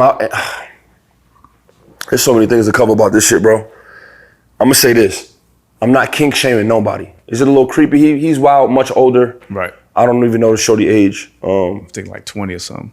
And she was white. 21? I know people keep making the white girl thing a thing. Right. But yeah, black women, white women are doing this to a lot of successful black men. So we do gotta look out. Yeah. But black women do the same thing with the child support. So black women, y'all not exempt. Stop trying to act like white women only motherfuckers doing black successful men dirty. Right. Now, this how I look at it. I wasn't there. I don't know the facts, but I'm gonna say this. I don't give a fuck what a white bitch saying about no successful black man. I'm with Shannon. Regardless. Oh yeah, I think we all think. I'm with Shannon regardless. Yeah. So niggas be breaking down the details. I don't give a fuck. He's not convicted. I didn't see him do nothing wrong. And first of all, that choking shit look consensual, by the way. Yeah, for sure. Bullshit, my nigga. It's all bullshit. I mean, we all done wrapped our hand around a bitch neck. Stop playing. Yeah, for real. And a lot of them sticking their tongue out and liking it. Nigga be doing life fucking around. Stop it. But I'm gonna say this as far, we need to stop this as a people. As black people, white people love that we get online and we tear our people up like this. Facts. You know what I do with the people, the black people, that's my mans. That's how I look at it. Right. Anybody black in this culture successful, you my mans. I'm gonna give you the first benefit of the doubt. Right. Until proven otherwise. And I'm talking about hard proof. I ain't even talking about just the hammer going down, because they could be cat. I'm talking about hard. I need to see footage. Like the Cassie situation, basically. Yes. I know you put hands on her, Diddy. Right. I don't even know what happened with Tory's situation. I don't care what the judgment was. I don't care what the conviction was or the what is the word? Like the verdict was. Yeah. What I'm saying is, if me and this is my man's right here, right? Mm-hmm. Me and my man Tans, if we out, if Tans do something wrong that I disagree with in public and it caused friction, we still finna murder all y'all niggas and fight everybody we can right there. I don't give a fuck what he did, nigga. But when we get to the house, hold him accountable. Tans, what the fuck? Yeah. Or vice versa. If it was me, Sy, what the fuck you was doing, nigga? Like, we not doing that shit again, whether it turned into us fighting at the house or whatever. But that's how we gotta start doing with the niggas. In the public, we gotta chill. Man, fuck what them white folks talking about. I don't give a fuck what happened to that nigga. Innocent. You know what I'm saying? But when we, big homie, come on, man. You don't let that snow bunny alone, man. But I ain't gonna lie, as niggas, you gonna get these jokes though. That's what niggas do. That's niggas gonna roast you. We gonna roast you now. But can I be honest? Yeah. I don't like that shit either. Okay, I feel you. Fuck is the code at, nigga? Right. I don't like that shit either, nigga. Bro, if I'm beefing with you, bro, and you two things, I have nothing else to say. Locked up or dead. Quiet. I'm not speaking on this man or this situation, man. This man not here no more to defend himself. Right. You don't, bro, anybody that really ever been through a family member, yourself, bro, you ever have a case and that man on the other end that might have been a part of the clan and shit is making a decision on your life? Why would I joke? Why would I joke, my nigga? Right. Real shit. Why would I have it? Why would I prepare one single joke about Shannon Sharp, my nigga? Right. You niggas is weird, bro. And I get comedians do what you do because y'all comedians. Right. But even then, the shit I've been through and the shit I've seen people go through, there's nothing funny about going to court. Right. Not knowing what they might say. There's nothing funny about that shit, my nigga. Your heart thumping. You about to miss out on family and there's nothing funny about that. But like I said, I'm not knocking it because a lot of people, like you said about the lyricism, that don't know lyricism, you don't know. If you never been through nothing and never understood, of course you're entertained. Of course you're entertained, my nigga. You never went through what he's going through. You've never even, first of all, a lot of people never even succeeded or have everything to lose. So yeah, some of it, I'm like, oh, that's funny, you know what I'm saying? But I don't got nothing funny to say, my nigga. I hope his mental is okay. He fuck around, blow his brains out, then y'all gonna be like, rest in peace, Shannon Sharp. Right. Bro, niggas be going through some dark shit, bro. You better chill. For real, bro. Y'all gotta chill, bro. Y'all gotta understand, bro. This shit is serious out here. And these white people are enjoying it, my nigga. Regardless of, I don't care if it's because he was about to get a big check. Fuck him. Right. Oh, Bill Cosby got that happened because he was about to start a black network and give black people jobs, so they did that. Fuck them crackers. Free Bill Cosby. That's what I was on. I don't believe none of them white hoes. You know what I'm saying? That's what I do. Nah, definitely not. So let me ask you this, right? And you got a song called Conspiracy Theory, right? Yeah. I was arguing with my girl, right? We was talking about how she feels like, you know, the government is on population control, right? Because we was talking about like the fact that the black birth rate is going down, right? But I made a point, I was like, the crazy part is we killing more of our babies than they are. When you think about abortions and shit, we kill probably more black babies than anybody. Yeah, we do, but it's because of them. It's because we're not in position to raise our families correctly because of them. Bro, every bullet is not from the shooter. Some of these motherfuckers made the bullet. You heard me? Some of these niggas handcrafted the bullet to make sure y'all ass get up out of here. As a lot of it is their fault. Why we are like this. Why we don't have family with, you know, financial wealth. Right. Going from decade to decade to decade. There is no businesses getting passed down. There is no homes getting passed down. There is no financial literacy getting passed down because of what they did, because they understood. The only reason why we ain't still slaves to this day is because they knew that they would make more money with us out. That's why. And then they'll pay us the slave wages after we incriminate ourselves to go to jail and say the same 12 cents that we paid them as slaves, we can give them in jail. And he'll work for us anyway.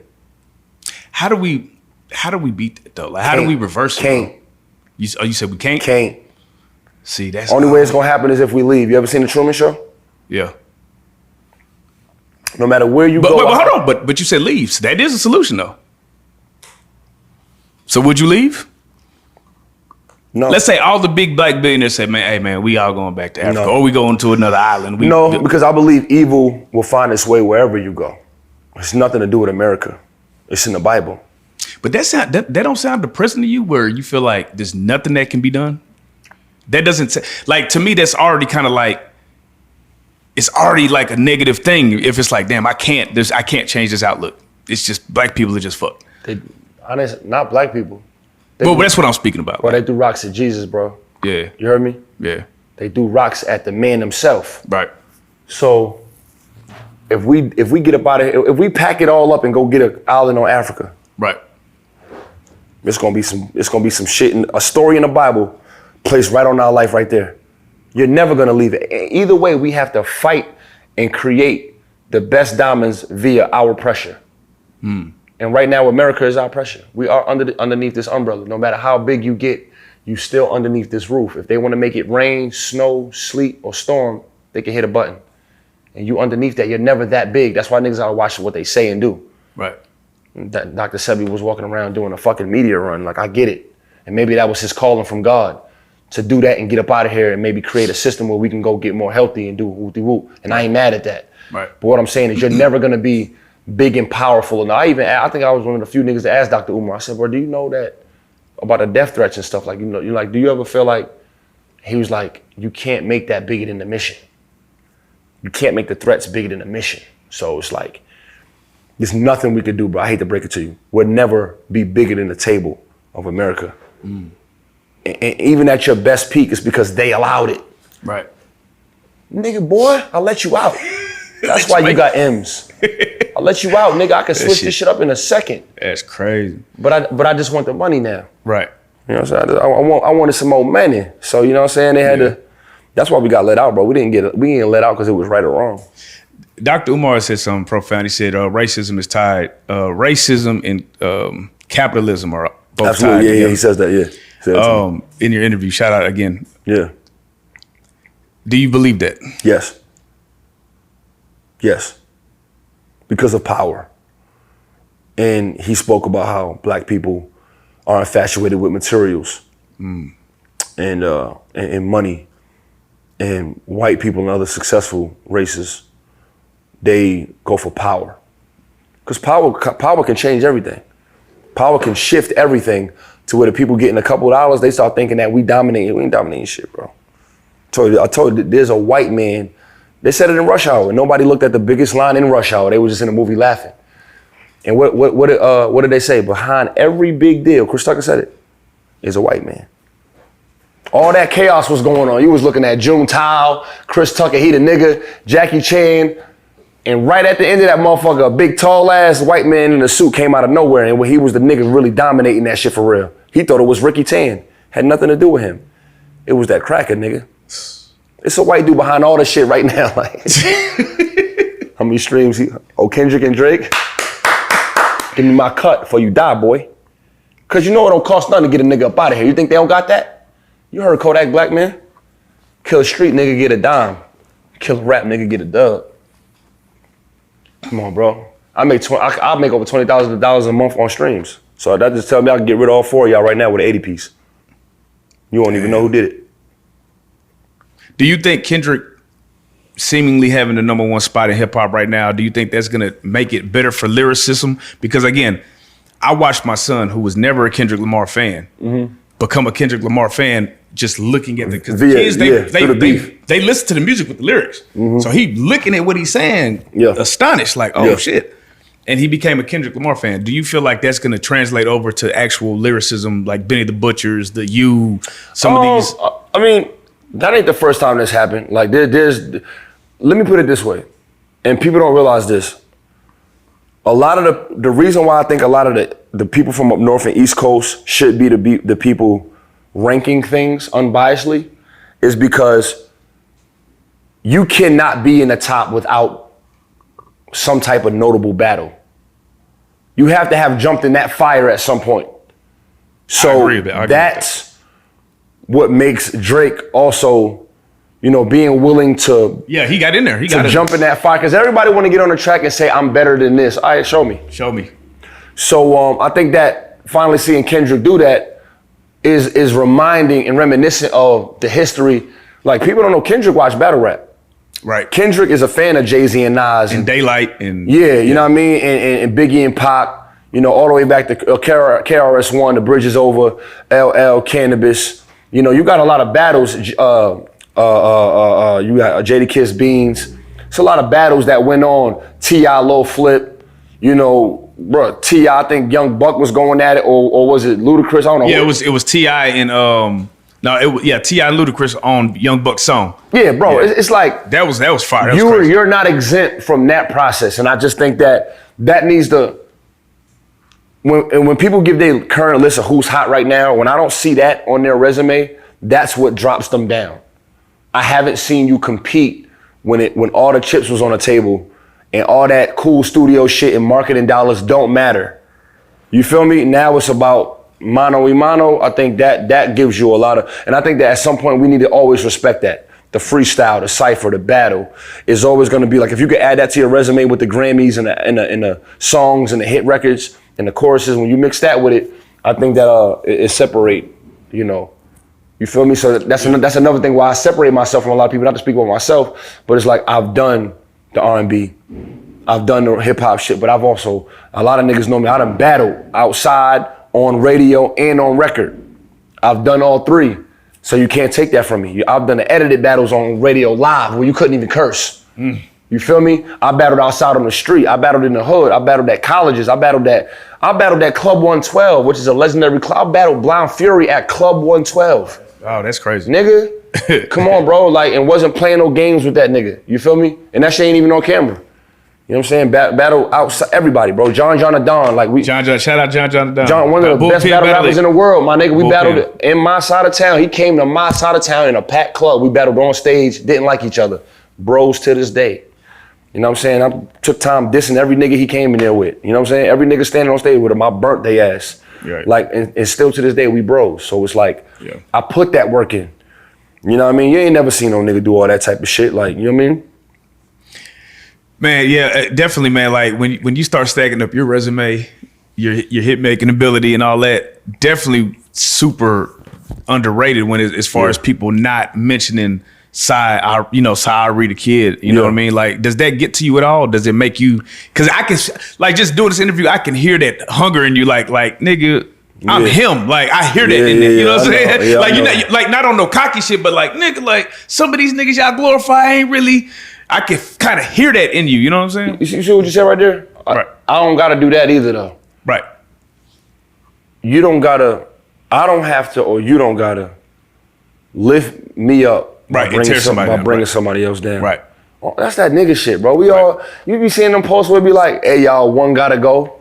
Yeah. Now you got me choosing between fucking Jamie Foxx, Denzel, and Morgan Freeman. Denzel Bro, I Washington. hate you, nigga. And I be so entertained, I be in there choosing. Jamie. I'm in there trying to, and I back Nigga up that like, knocked out man, Jamie's I'm like, catalog. Ooh, why do I have to lose a GOAT? Right. Because they're all good on the post. But you can't on one end say you like competition and not like that. It's the same. But I don't. It's barbershop talk. So why do we word it as a nigga gotta go? Why do I have to delete? I feel you on that. Why do I gotta delete his life or his? Yeah, deleting his life. Why can't I just say who's the GOAT or who's There the you go. best of all? Why can't I do that? Right. Why do I have to delete somebody's entire catalog and say, oh, this shit never existed because Denzel's good? Right. Right. Why do I gotta be like, oh, I'm better? I'm him because I'm really him. I'm not him because he's not him. To you. I don't want to be that, bro. No, I feel you. You know what I mean? I don't never want to be that, bro. I know I'm him, and I'm gonna keep letting my work stand for what it stands for. And if a big moment happens, it's gonna be way different than another big moment happened because my groundwork, my bricks are laid. Yeah, I would say when it happens.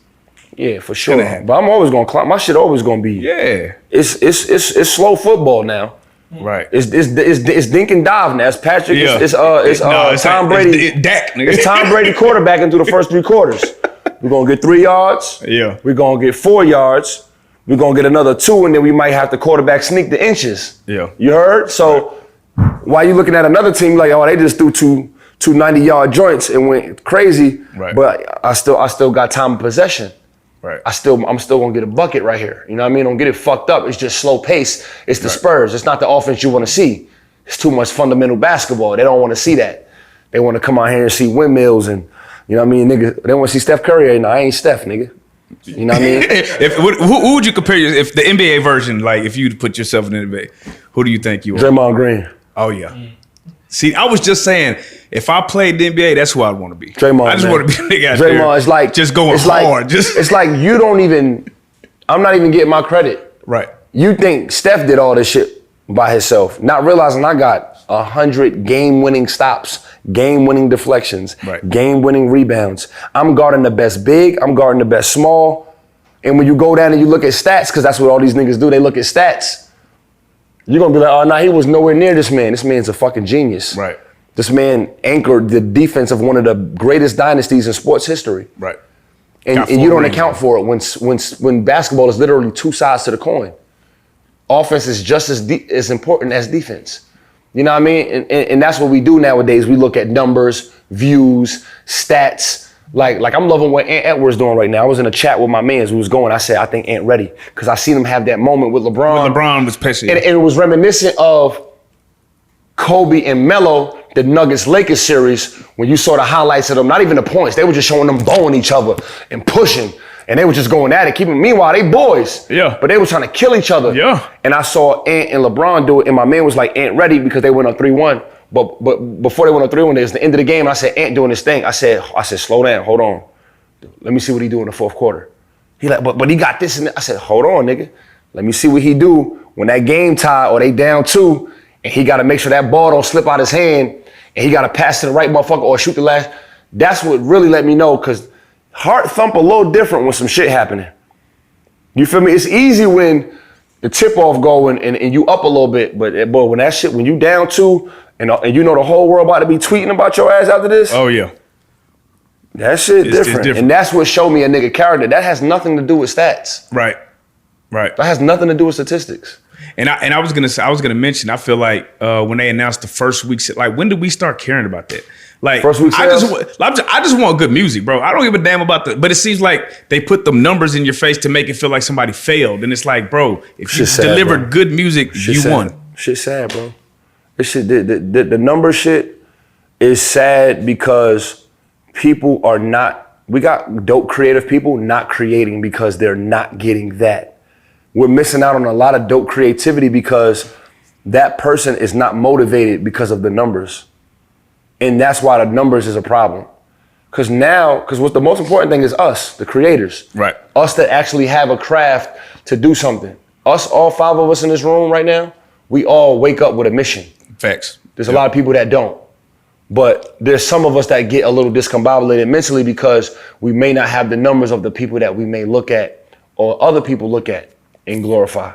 So we might not be motivated that day. And so I don't like it for that sense. Right. Because I want people to keep going. I don't want it to be about fucking numbers, bro. You know what I mean? I want creators to create and keep shifting the culture and motivating other people to keep going. You feel me? Big facts. So, man, yeah. Before we get out of here, man, give me your finals prediction. Ooh. I've been choosing Boston for the last few years, so don't think I'm just saying this because I got them on the east side. Okay. And I was waiting for the Bucks and the Celtics to have that. Because I was rooting for Dame. I wanted Dame to go to that's my mans. Yeah. Dame is my mans, but I'm also rooting for the Celtics to go to the finals because, Jaylen Brown is from the north side too. Okay. Gotcha. He played for Wheeler High School in Cobb County, so I'm rooting for that. I'm rooting for the boy. On the West Coast, my sleeper is the Warriors. I think Steph and Jimmy gonna pull that shit out. I'm looking at OKC. I don't think young niggas ready. You don't think so? Nope. What about, I ain't gonna lie, I kind of feel like Ant Edwards might get to it this year. He might be ready this year. He might be ready this year. He used to settle for the 3 a little too early in the fourth quarter for me. He making better decisions. He got a chance. But my guess is Warriors Celtics again at some point. But nobody agrees with me on that, by the way. And if that happens, who you got winning? I got Steph getting his 5th ring, proving that he actually is better than LeBron in this era. That's going to be the defining factor. Wait, is that a hot take? You feel like Steph is better than LeBron? No, I don't. Oh, okay. Okay. I was like... No, I don't. Oh, okay. I feel like if he get this 5th ring, he is. Ooh. I feel like if a nigga gets more rings than you in your era, yeah, there's no argument to me. And y'all had the head-to-head opportunity. Yeah. So you know how you had LeBron had the opportunity to play Kobe a little early, right? But he got his ass kicked by Dwight Howard and them. Yeah. Right? And then Kobe smacked them niggas 4-1. Right. In that final series, so they never met. So you just got to give Kobe his era. Like Jordan is his era, Magic and them is their era, Kareem, whatever. I go by the eras. I don't go by who's better than who or whatever. LeBron has his era to me, right? And I feel like Steph having the same amount of rings, which is 4 and 4, and not to mention he did beat him more times in the playoffs. That's true. So, but he also had a little bit better team. We don't got to get into it. They both had good teams. But I feel like, to me, if he let Steph get more rings than him in this era, it's going to be debatable. Damn. Not to mention LeBron been in his prime for 22 years. Nah, so he should have 20. He should have 17 rings. Nah, for real, bro. He really should have He's been 10 that good for that long. But that's not to discredit LeBron. I just think that if you let another nigga get more rings than you in your prime era and you've been good this long, it's going to be debatable. And I want it to happen. Because to me, if LeBron get his 5th, he's better than Kobe to me. If he get his 6th, he's better than Jordan because of the stats, then with the rings. So you mess around and let LeBron get another 2, I think the argument's over. Yeah. But we'll see, bro. We'll see, man. Who you got? You asking me? I ain't gonna lie. I want the Lakers to win, and only because they traded Luka, bro. They're done. I'm so mad. I know they're done, but I'm saying Dallas traded Luka, bro. Oh for yeah, nothing. Y'all mad at them for that? Hey, what? Nigga, we had a funeral. They had a casket. Yeah, nah, we actually niggas brought a casket to the AAC. For real? Yeah, we've been fire Nico every game, bro. We mad as You want me hell. to be honest though, bro?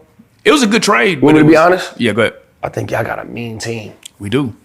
But I think we're gonna come back to this when everybody healthy. Listen to me. Listen to me carefully. Okay. Cause y'all about to make another big trade too. okay. Dallas about to get somebody else. I'm hearing some shit gonna go crazy. And cause y'all got the pieces. Right. Y'all gonna have Kyrie, AD. And I know AD be getting hurt, but I think he'll be fine. Right. I think Dallas gonna be tough. Don't sleep. All right. Well. I don't think Luka ever would have got over that hump defensively. I think he did y'all a favor. Right. So you're not as mad at the trade as No, okay. no. I love what I think a lot of what happened with that run was because of Kyrie Irving and Luka evenly. Right. I think it was. I think y'all thinking it. I think they made a good. I think a lot of that shit was what Kyrie was doing with Luka.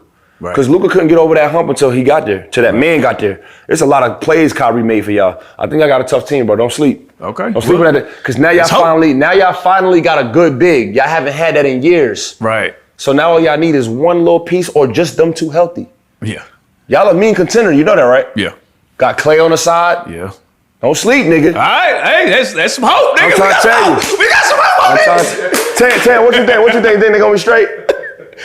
Okay. I like Dallas. I don't know. Dallas is a sleeper team for me. Yeah. Dallas and the Clippers is like, I don't think nobody gonna want to play them niggas. Don't sleep, boy. Y'all gonna have a crazy team when he come back. That's what's up. That's what's up. Yeah. And the before, big's tough. And I never got your conspiracy theory. What is your favorite conspiracy theory? And this is you do have a song called Conspiracy Theory on the album, by the way. Go check that out. Fire. Yeah, for sure. My biggest conspiracy theory, I think, is,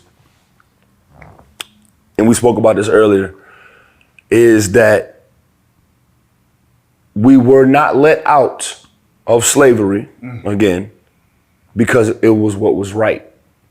We were let out for financial gain. And all of those people, like they say, that were in the Klan and against us in the civil rights movement and such, are now, for sure, like Dame Dash said, the judges, the sheriffs, the owners, the wardens. It's all the same people. They still here. They figured out different ways to fool us because we don't read up, we don't have the information, and even if we had the information, guess what we don't have and we will never have? The power. And I believe that's never gonna end. And there's nothing you can ever do in this world, in America, to fix that or help that or change that.